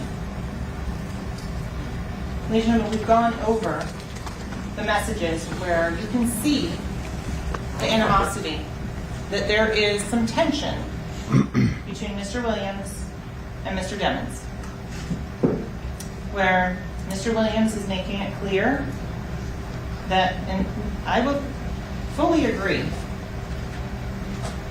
Mr. Demmons was a talented musical artist. Anthony Williams had not had that level of success. Christopher Thomas didn't have that level of success. They don't have that opportunity because the defendant killed him. But the defendant was making money. He was the one that was the revenue source, the meal ticket in that house. Look at the messages. Look at the tone of them. Look who's asking for money. Look at the way they communicate about things for the house, about food. And look at where Anthony Williams is saying, look, I'm the CEO. The others are artists. Anthony is saying, myself, Mr. Demmons, Mr. Thomas, we're the CEOs. But at that time, Mr. Demmons is the only one who's actually putting in the work, who's doing anything, who's making the money, who's recording the songs. You have the chat with Frederick Gibbons. And ladies and gentlemen, that is the one in which the defendant asked to be picked up from the side of Pembroke Road. That's that drop pin that we talked about in relation to the cast records. That phone is being used by the person who committed the murder. And ladies and gentlemen, the only evidence before you, the only evidence is that the only person that used that phone was the defendant, Jamel Demmons. So go through and look at some of the videos. You have the studio video. You have the brief clip of the documentary. Watch what the defendant's doing with his phone during that. Glued to that phone. Glued to it. So let's talk about the activity and the location data. What does this show? We have on October 25th of 2018, 8:14 p.m., a scent of a CL, or a current location, a drop pin. That one is sent to Anthony Williams. You can look at the messages and look at all of this and verify all of these things. Then the next one, going from the bottom up, we have 4:42:49 a.m. That's the first one on the side of 178, just south of Pembroke Road, mere blocks from the hospital. Then we go to the second one, 4:53:30. You can look and you can see, based on the numbers, how close those two drop pins are from one another. Negative 80.38, negative 80.38, 25.98, 25.98. And you can see the time difference between the two of those. And then, this part is key. The next Wi-Fi the defendant connects to is not at his house, not at the Ynw Castle, but at Frito Bangs. Because, ladies and gentlemen, the defendant committed the murder, dropped off on the side of the road, and then needs to find a way to get home. They can't go home because the other people in the red Mitsubishi, they didn't know what happened. And they need time to get their story straight. And police don't know about Frito Bang's involvement. In fact, police don't find out about Frito Bang and the picking up of this until February and March of 2019, after the defendant's in custody. So what we had to look at now, Frito's house Wi-Fi, 8:47. And then look, it connects back again automatically at 12:27. That further verifies and corroborates the trip back to US 27 and Pembroke Road at noon. that I submit to you was to pick up shell casings. Then we go back and we have the one that we did in open court. The one at 6:41 p.m. It is at that location at the video shoot. 10:27 at 3:02 a.m. That is the next time the defendant returns to that house. The Ynw Castle, the 18521 Southwest 44th. Ladies and gentlemen, sometimes common sense is not so common. And these details are things that are not being contemplated after the murder. Because if the version that was brought in by Mr. Davis, the defense witness, is to be believed, that phone should have gone to the house. That phone should have connected to the Ynw Castle Wi-Fi, not be sending drop pins all over the county and then connecting to somebody else's Wi-Fi before finally going back to that house. So remember, that phone showed mobile all the way till 4:03 a.m. That's when it went outdoor stationary. So ladies and gentlemen, I submit to you, that's when that drive-by was staged and the victims were killed sometime between the highway at Miramar Parkway and I-75 and getting out to US 27. Because you learned they were dead for some time. And look, there's no way to put an exact amount on there, but hearts were not beating when that drive-by was staged.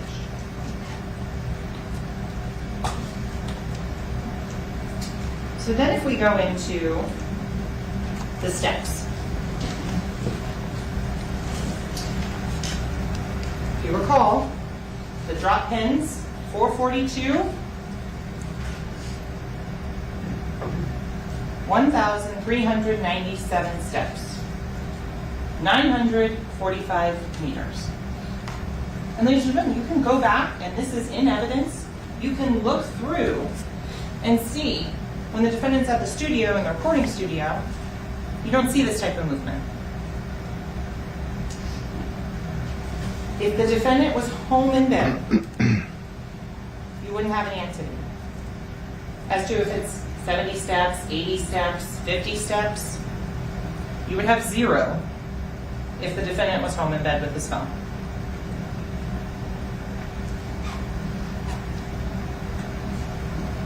As you recall, 4:03 a.m. is when the phone is saying outdoor stationary inside of Pembroke Road 27. So let's go to Felicia Holmes. Felicia Holmes, I think it is safe to say, hates me. And I'm okay with that.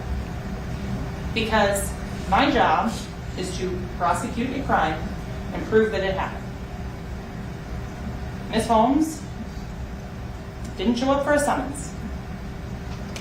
There are consequences if you do not comply with court orders. You were served a jury summons to show up, just as she was served a subpoena to show up. I'm not going to apologize for doing my job. But what I am going to say is remember her testimony. And I have to say, the photos are courtesy of Law and Crime, so I appreciate their allowing me to use those. Ms. Holmes did everything she could to not perjure herself. Because she didn't want to say she lied to law enforcement. Because that would get her in trouble. So it shows this whole I don't remember. But even with all of that, she did remember one very important detail. Mr. Demmons on a FaceTime call with her daughter. So you know at that point, ladies and gentlemen, that Mr. Demmons... Objection. There's no such testimony. Objected. Thank you. Ladies and gentlemen, you are to rely on your own recollection of the evidence. This is counsel's summation of what she believes is in evidence. Proceed, counsel. You heard from her mouth that she heard her daughter scream, and that then she spoke with the defendant on FaceTime. Objection. Thank you. Same ruling, ladies and gentlemen. You are to rely on your own recollection of the evidence. Proceed. She was asked if knew about a drive-by shooting because the cover-up has already started. And remember, Cortland Henry is at the hospital. 4:35. Mr. Demmons is not. But they've already worked out this story to try and get away with murder. Whatever was said on that phone call was so troubling and so disturbing to Ms. Holmes that she and her daughter then drove immediately to Broward County. She remembers Frito Bang's house. She remembers lunch. But doesn't remember the contents of the call, doesn't now remember the phone number that was used or anything like that. Doesn't know her 17-year-old daughter's phone number at the time. Ladies and gentlemen, common sense. A mother is going to know her child's phone number. And don't forget, ladies and gentlemen, that little detail about the $5,000 that she got, that wasn't from the state. She says, oh no, that was for a vacation. Ladies and gentlemen, that was hush money. That's what that $5,000 was. Objection. There's no evidence of that. Ladies and gentlemen, you are to rely on your own recollection of the evidence. This is argument. Proceed. So if you recall, Ms. Holmes identified that driver's license in the Snapchat video. That's her daughter, Mariah Hamilton. You can see, again, one of the photos that was previously shown. Ms. Hamilton and Mr. Demmons spoke on FaceTime all the time. And Mr. Demmons took screenshots all the time. Always making content, whether on purpose or not. Every single time that you can see this is an example of showing this was his pattern. And ladies and gentlemen, remember Ms. Johnson from T-Mobile. The call detail records are just that, calls, not data. A FaceTime, a video communication, is a data usage on a phone, not a cellular telephone call. So you're not going to see a cellular telephone call on the CDR showing Ms. Holmes and Ms. Hamilton's phone call from the side of the road.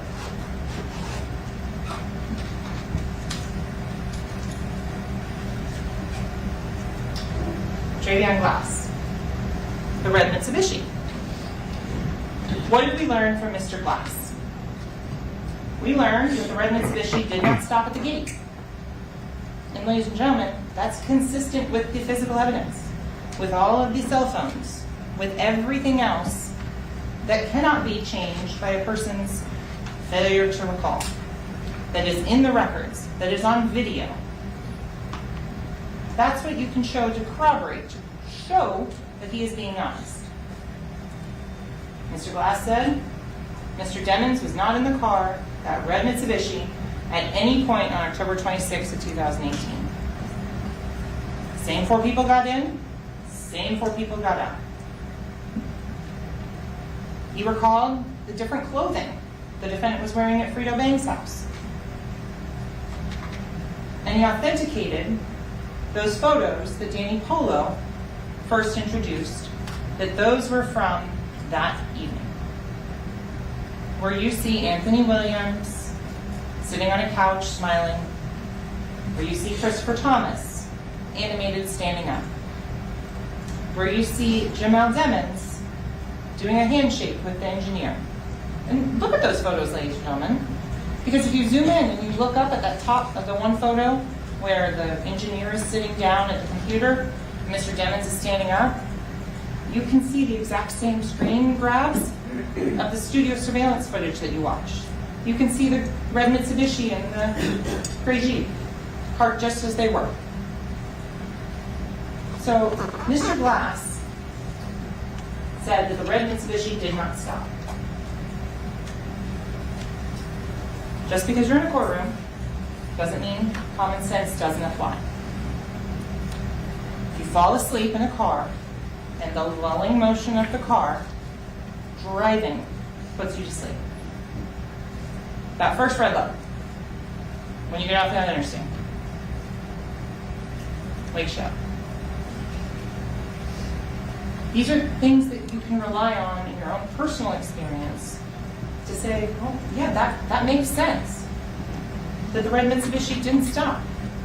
That the 30 minutes and 30 miles are consistent with one another. That there was no stopping on the side of the road. And also, there's no reason. There is no reason that's been put before this jury whatsoever. Not in the phone records, not in the Snapchat, nothing that explains why 8 people that are going to the exact same location would stop on the side of the road.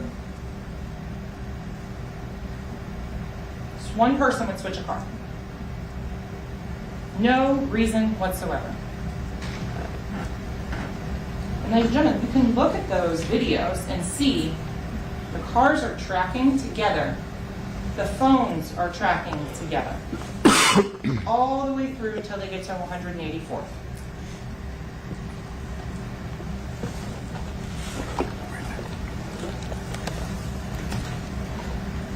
So we have the memorial mirror mark that gives us that timestamp on Mr. Henry. And we also know that here Mr. Henry changed clothes. So we have in short sleeves at the studio, and now wearing long sleeves as he runs in to talk to Officer Amangor, who was the detail officer working at the hospital. So what you have learned from this. Think you know Harbor Freight? Think again. Come see for yourself at a store near you. The body of Anthony Williams, who's that front seat passenger. Then they, in the picture, so you can see from the Jeep at the hospital, they then recline that seat all the way forward to take out Mr. Thomas, and they bring Mr. Thomas into the hospital. I'm not going to play the video now, but so you know at this point that Cortland Henry has changed clothes. And that'll become important again in a moment. So George Bello. I don't think he has dropped off your certificates and firearms, but I am assured they are coming. You learned that he is part of the Broward Sheriff's Office Crime Lab, Firearms and Tool Marks unit. That he is the manager of that unit. That he has worked in that particular area for a number of years, both here and in Dade County. And you learned more about firearms and how a casing is marked by a firearm, how a projectile is marked. And this is just some of the things that you've learned. Shapes of firing pins, breech face marks, extractor marks, ejector marks, lands and grooves, rifling, the class characteristics, which means every specific Glock 19 has these same class characteristics. The rifling, the lands and grooves, right? Those are going to be the same for each Glock 19. But then you learn the individual characteristics are the things that make each firearm unique. So what did you learn specifically on this casings and projectiles? So starting with the projectile, this was recovered from Anthony Williams. This was from his shoulder. We have the ones from Christopher Thomas, and this is just a sample of the 7 that were recovered. So what do you learn about all of these projectiles? You learn about the projectiles from the Jeep. And again, this is just a sample, not all of them. So you learn that numbers 13, 14, and 15, right? So those are going to be the ones from the Jeep. And the easiest way to reference all of these, ladies and gentlemen, is the G number. The group number, which is the one that's assigned by Miramar, and that's on the packaging for each of those particular items of evidence.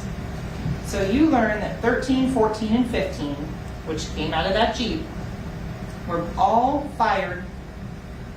13 and 15 are definitely the same weapon. And 14 is very likely to be the same, but it has too much damage to make a full conclusion on that. So then on the ones from Mr. Thomas and Mr. Williams, that's the G44, 57 through 63. Again, some of them have both class and individual characteristics, which they could have been fired from the same weapon, and the rest have just class characteristics. And so then we have the cartridge casing. So this casing is at the passenger, rear, driver's side, floorboard. The exact seat Mr. Demmons was sitting in a plastic bag. This cartridge casing is found October 26th of 2018. Then we go to November 21st of 2018, where you heard about the testimony they had to use the canine to find these particular artifacts. All these 8 casings are consistent and fired from the same weapon as the one inside the car.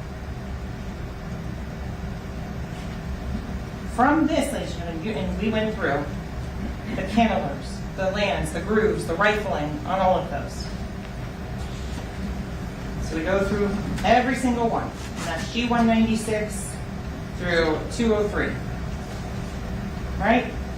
They all match. And so you learn from George Bello that he doesn't have a weapon for comparison. And he gives a list, 30 or so weapons that could have caused this particular casing and projectile. Right? So you learn that without the actual firearm and the exact same ammunition, you can't do a range of fire or distance determination, because there are things in each firearm that would affect that. You want to, in any scientific experiment, make as few variables as possible. If you don't have the gun, you can't do it. So then you also learn that if you don't have the gun, you cannot match the casings to the projectiles. You can match projectile to projectile and casing to casing, but you can't match one to the other, because there's different marks from different parts of the gun. Other important thing, George Bello specifically excluded Glock firearms because they have a different, very distinct type of rifling. So all of those Glock-related firearm things at Jameson Francois, no relation whatsoever to this case. I can tell you that was not the murder weapon. Can't tell you that what specific gun was the murder weapon, because it's never been found. There's never been another match to that to this day. So let's go to GSR. Tara Helsell came in and testified from RJ Lee. You learned GSR primer, that's what she's testing for and looking at under the scanning electron microscope. Antimony, barium, and lead. That those 3, when all 3 are together, are considered GSR. That is a gunshot residue particle, all 3 of them. You learned that Mr. Henry has one 3-component GSR particle on his left hand. And then there are 2-component particles, so either lead and antimony, lead and barium, or barium and antimony, right? One on his left hand and one on his right hand. So you've learned that some of those maybe show up, the 2-component particles, in other circumstances. But generally you see a 3rd element. I believe she referenced brake pads, and you could also see steel. You don't have that here, right? So you have a 3-component GSR and a 2-component GSR, 2 of those. So the G in 2023, you then have more than 9 2-component GSR particles found 5 years later. They're still there. And that you heard from Chris Williams, who obtained those during his shooting reconstruction and sent them in for testing. So what does that tell you about Cortland Henry? Ms. Kelso was very clear. She goes, I cannot say that GSR being there or GSR not being there means that someone fired a gun. She goes, there's 3 options. 1, they fired a gun. 2, they were in close proximity to someone that fired a gun. Or 3, they touched a surface upon which GSR was and it transferred to their skin. So ladies and gentlemen, with regards to the GSR, you also learned that it falls off very quickly. So you have a Jeep covered in 2-component particles, and you have Mr. Henry having 1 after changing clothes. What you don't have is an answer as to Mr. Dennis, because he was never tested. Because he didn't speak to law enforcement that day, he didn't go to the hospital, he was never tested for GSR. Did nothing on that. So you can't draw a conclusion one way or the other as to GSR because there is no answer to that.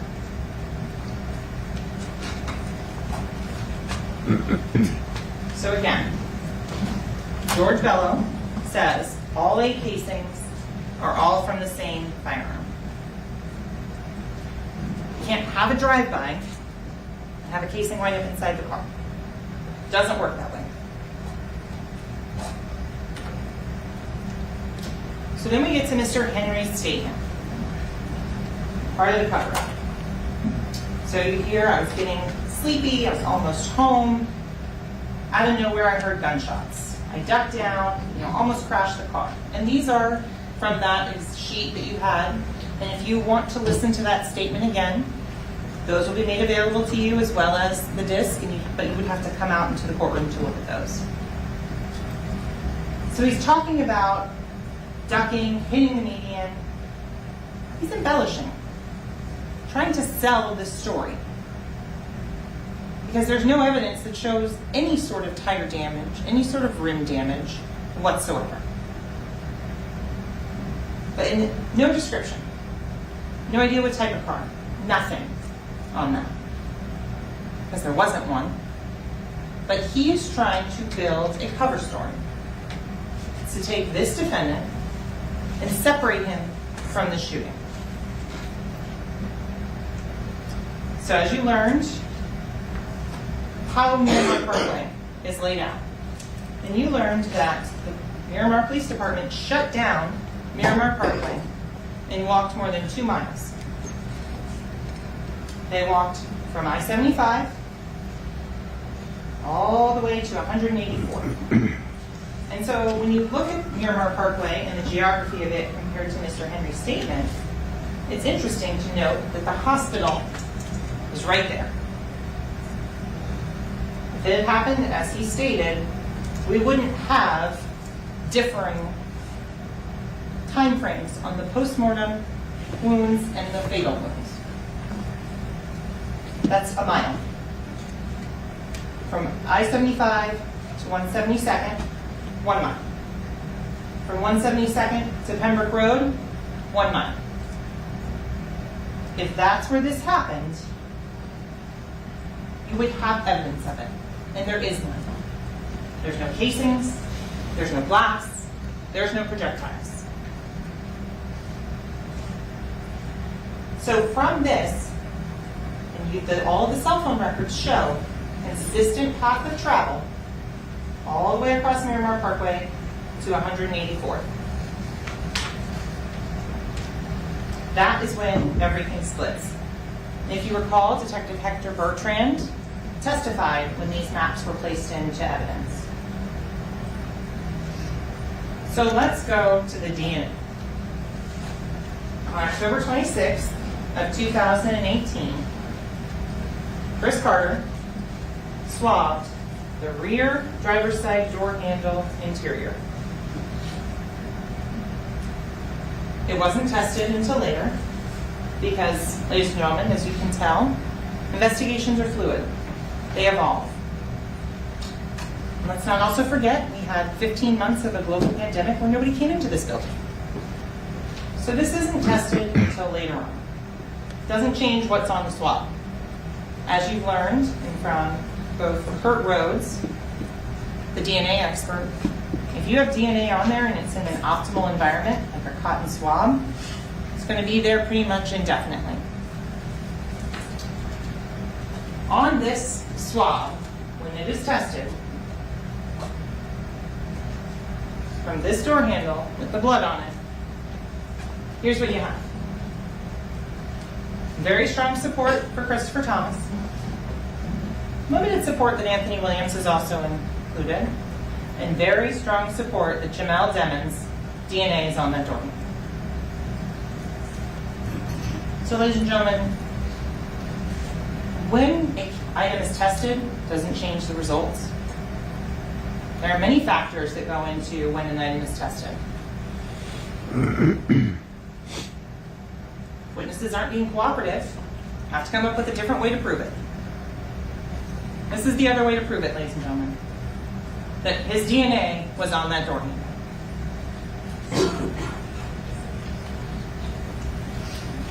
Let's go to the trace evidence. This is a very unique piece of evidence that you don't see very often in any case. And what does the glass on US 27 and Pembroke Road tell us? Let's think about this.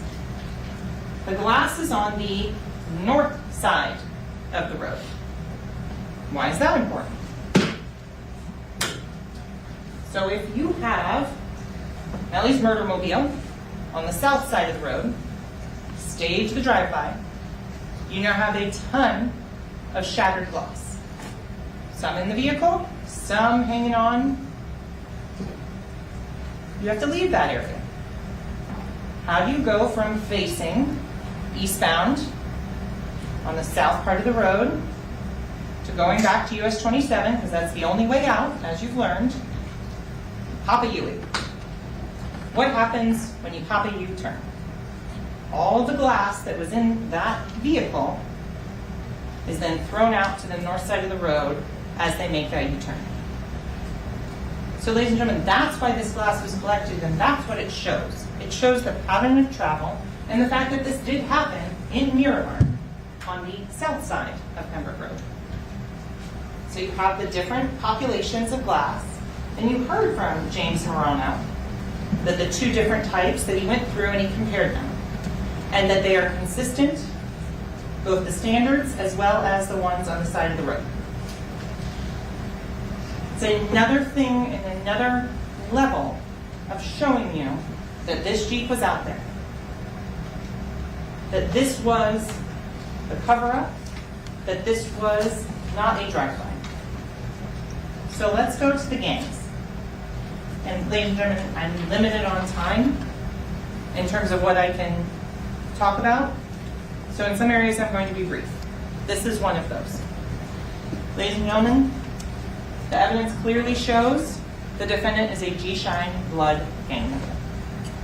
And so for the purposes of the jury instructions that His Honor just read to you, you have to determine if at the time of this offense, if the murder of his two friends benefited the defendant. And in benefiting the defendant and promoting or benefiting his position in the gang, it then helped the gang itself. You learned many, many things about G-Shine, the organization. And I think the most important thing to look at is to compare and contrast the public-facing, the YouTube videos with the gang signs, the music videos, the motto for the album, right? Those could be an actor. That could be a show put on for the public. But look at the private side, the not for public consumption. Look at those messages. And look at that, there is a benefit to both sides. The gang gets notoriety, gets money. The defendant, he gets access to different venues, as you heard. He gets protection. He gets a sense of whatever you want to call comes along with being a gang member.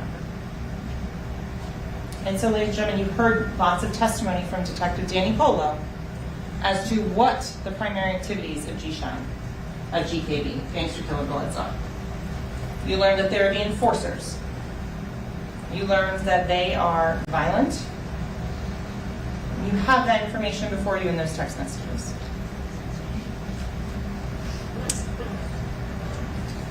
The nighttime drive. This shows the conditions under which this murder took place. This is not an area you find by accident or misfortune. This is a planned drive out to the edge of the Everglades where there's not going to be any witnesses. This shows pre-planning and premeditation. This is a consistent, quick, no stops, no detours ride out here. And so some of the things that you can look for premeditation, the nature of the weapon used. So having the firearm already. And ladies and gentlemen, how do you know that they had the firearm already and the defendant had the firearm already? Because he asked for it the day before.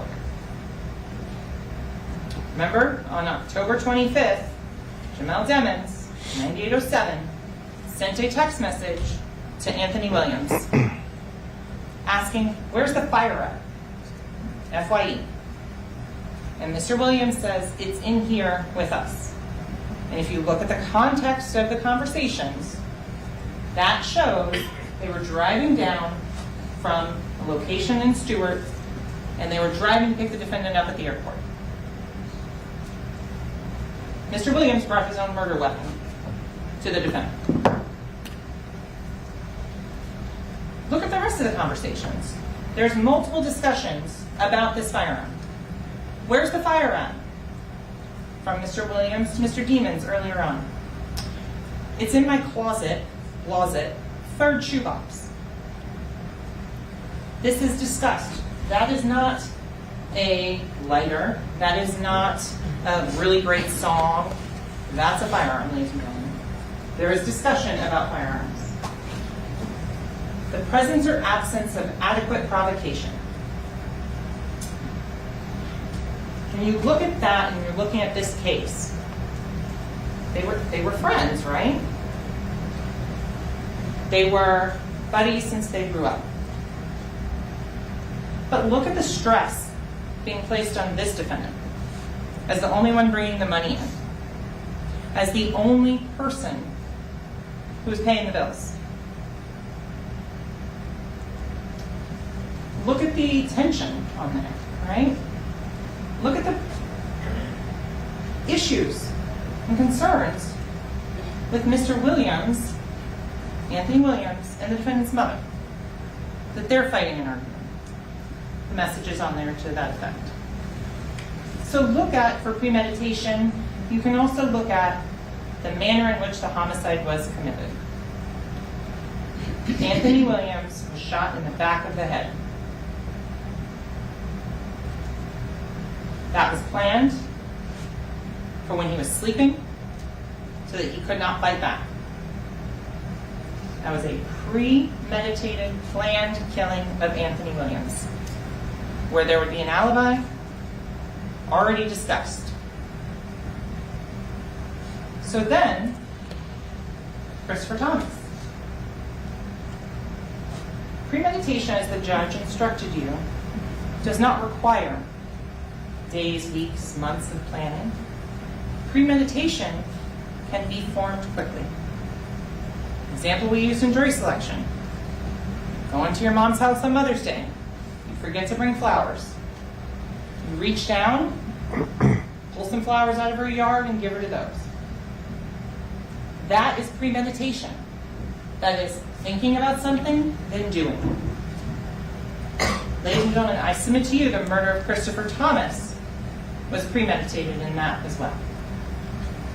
Chris Thomas, as you saw with Sergeant Williams and Mr. Howard demonstrating, oh my goodness, what's going on? Mr. Demmons then made the decision at that point he couldn't have a witness.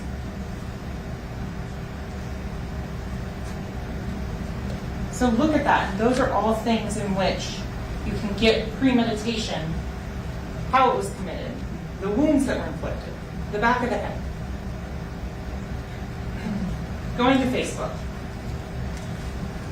Showing again that the different information that you have before you belongs to this defendant.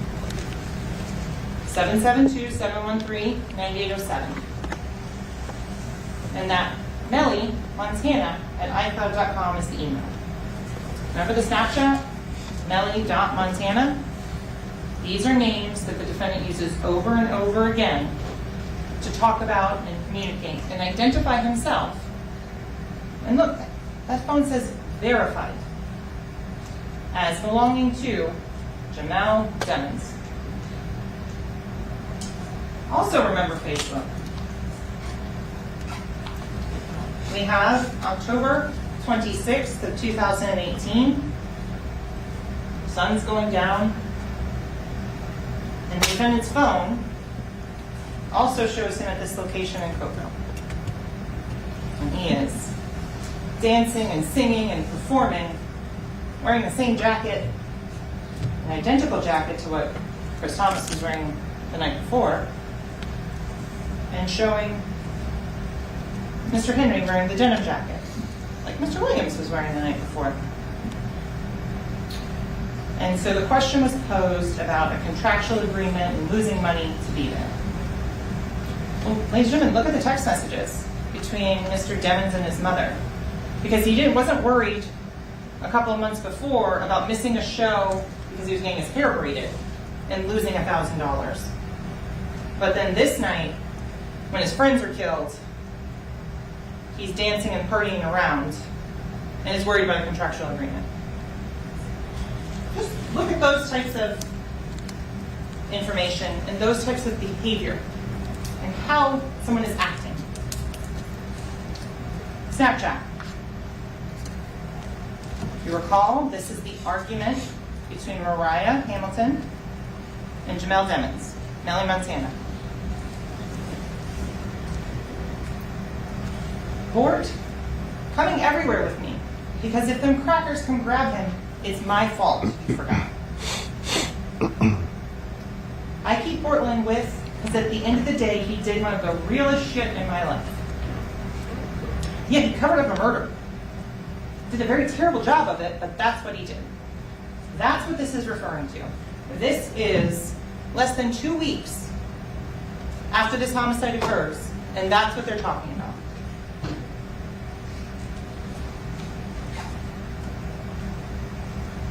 Ladies and gentlemen, you have a confession in this case. The defendant, and now look at the time. Remember we talked about the UTC? So subtract 4. So UTC 2,000 hours. You subtract 4, 1,600 hours. You do the conversion. So 4 p.m. 4 p.m. I did that with the smiley face. And that's what I said in opening. Context is key. The whole floor is coding. Awesome if you work at Google. Terrible at Broward General Hospital. Context is key. So you've learned PZ Gambino, as you heard from Detective Moretti, is potentially facing federal firearms charges. The gun dealer is told by the defendant, I did that. Shh. And look at the messages between Mr. Demmons and Mr. Gambino. PZ Gambino is a blood gang member. He uses all those same information, slang words, changing of the letters that you learned about from Detective Polo. October 26th, He asks to reach out to see how the defendant's doing, and the defendant says, I did that. And to make a spelling that, other times he uses DAT. Ladies and gentlemen, you saw the song where he has a song that he's released called THAT in his phone. So again, Instagram and how these all fit together. 6:58 a.m. Jamie King, RN, the defendant's mother. Are you here? I'm in Miami. I'm by the stadium. I'm a mess. I'm so worried. I'm here. Well, remember those CDRs where you kept sending her to voicemail? Ladies and gentlemen, this shows that she's trying to contact her son. He is ignoring her, and so she's reaching out to her son, who responds back with, I love you, Mom. I'm good, Mom. Because he had the phone at that point. So the judge read you the law. Anthony Williams is dead, and it was premeditated. Ladies and gentlemen, I submit to you the evidence very clearly shows the defendant was caused by Jamel Demings. Same as to Christopher Thomas. Talks about premeditation. Principles. So if, ladies and gentlemen, if you believe that Cortland Henry, and Cortland Henry is charged, but that's for another jury on another day. If Cortland Henry assisted and helped and shot these two individuals to help out Mr. Demings, Mr. Demings is just as guilty. Because a principal is someone who decides to help before the murder is completed. And you have that with Mr. Henry, and making that drive and going out to the edge of the Everglades.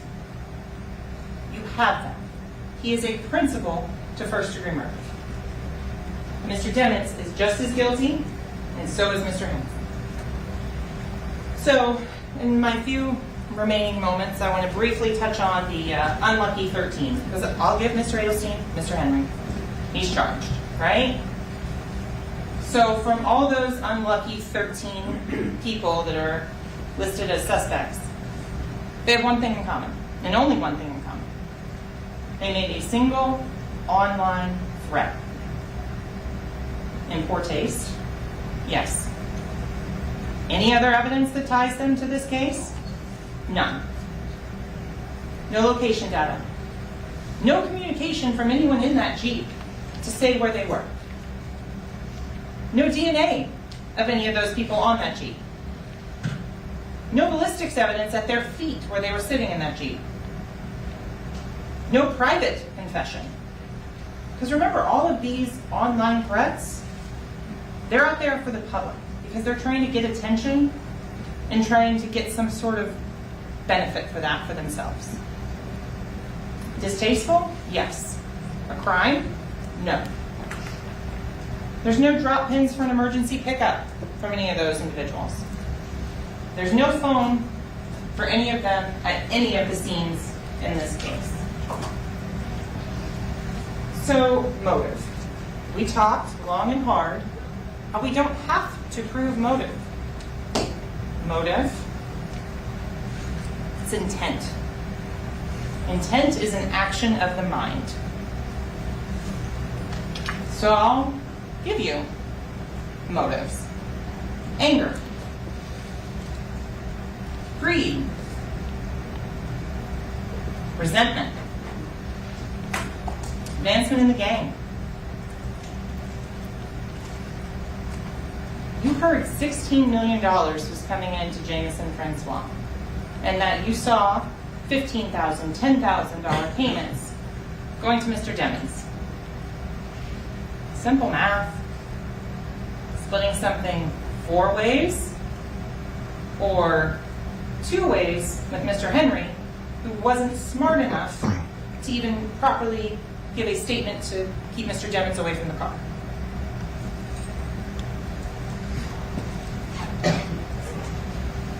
So we have all these pieces of the puzzle that we have just talked about. And each and every one shows how this case has been brought together, shows the physical evidence. And so, ladies and gentlemen, there's no murder weapon, right? The question that you have to answer, and that you can now answer based on all of this evidence, is that Jamel Demons was sitting in the back seat of that Jeep. And he was the one that fired the fatal shots that killed Christopher Thomas and Anthony Williams. And you know that because even if you choose to disbelieve one part of the evidence, two parts of the evidence, you can see what the overall picture is. The overall picture puts Mr. Demons in the back seat of that Jeep.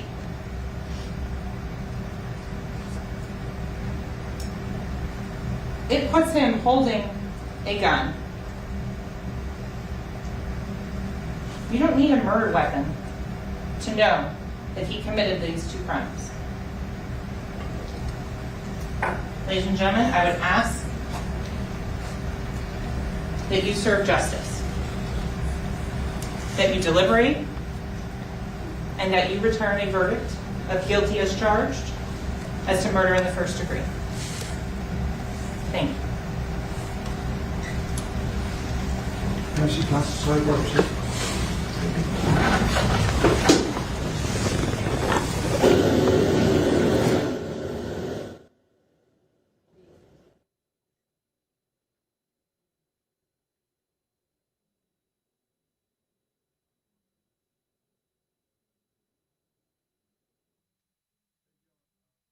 Take our election recess now. The case is not being turned over to you for deliberations at this time. The same admonition I gave you before, and every time the rule remains in full force and effect, you are not to discuss the case. Don't form any opinion about the case. Don't allow anyone to discuss the case in your presence. And certainly no research. Just leave your notepads on your chairs and all those jury instructions. And we'll see you back in an hour and 15 minutes. So I'm going to slide over. All right, so we'll see everybody back at, let's say, no later than 1:30, all right? Thank you. Nice work.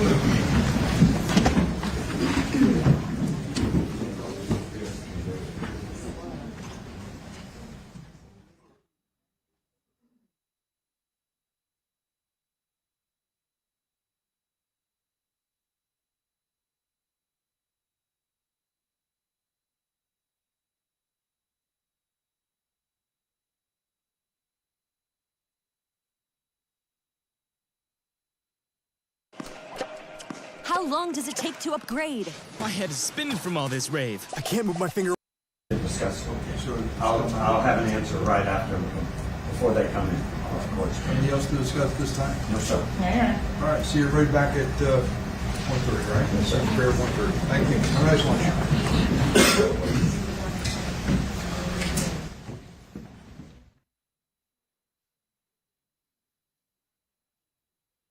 This video has been sponsored by Nvidia Studio and PC Specialist. Link in the description. Everything you want.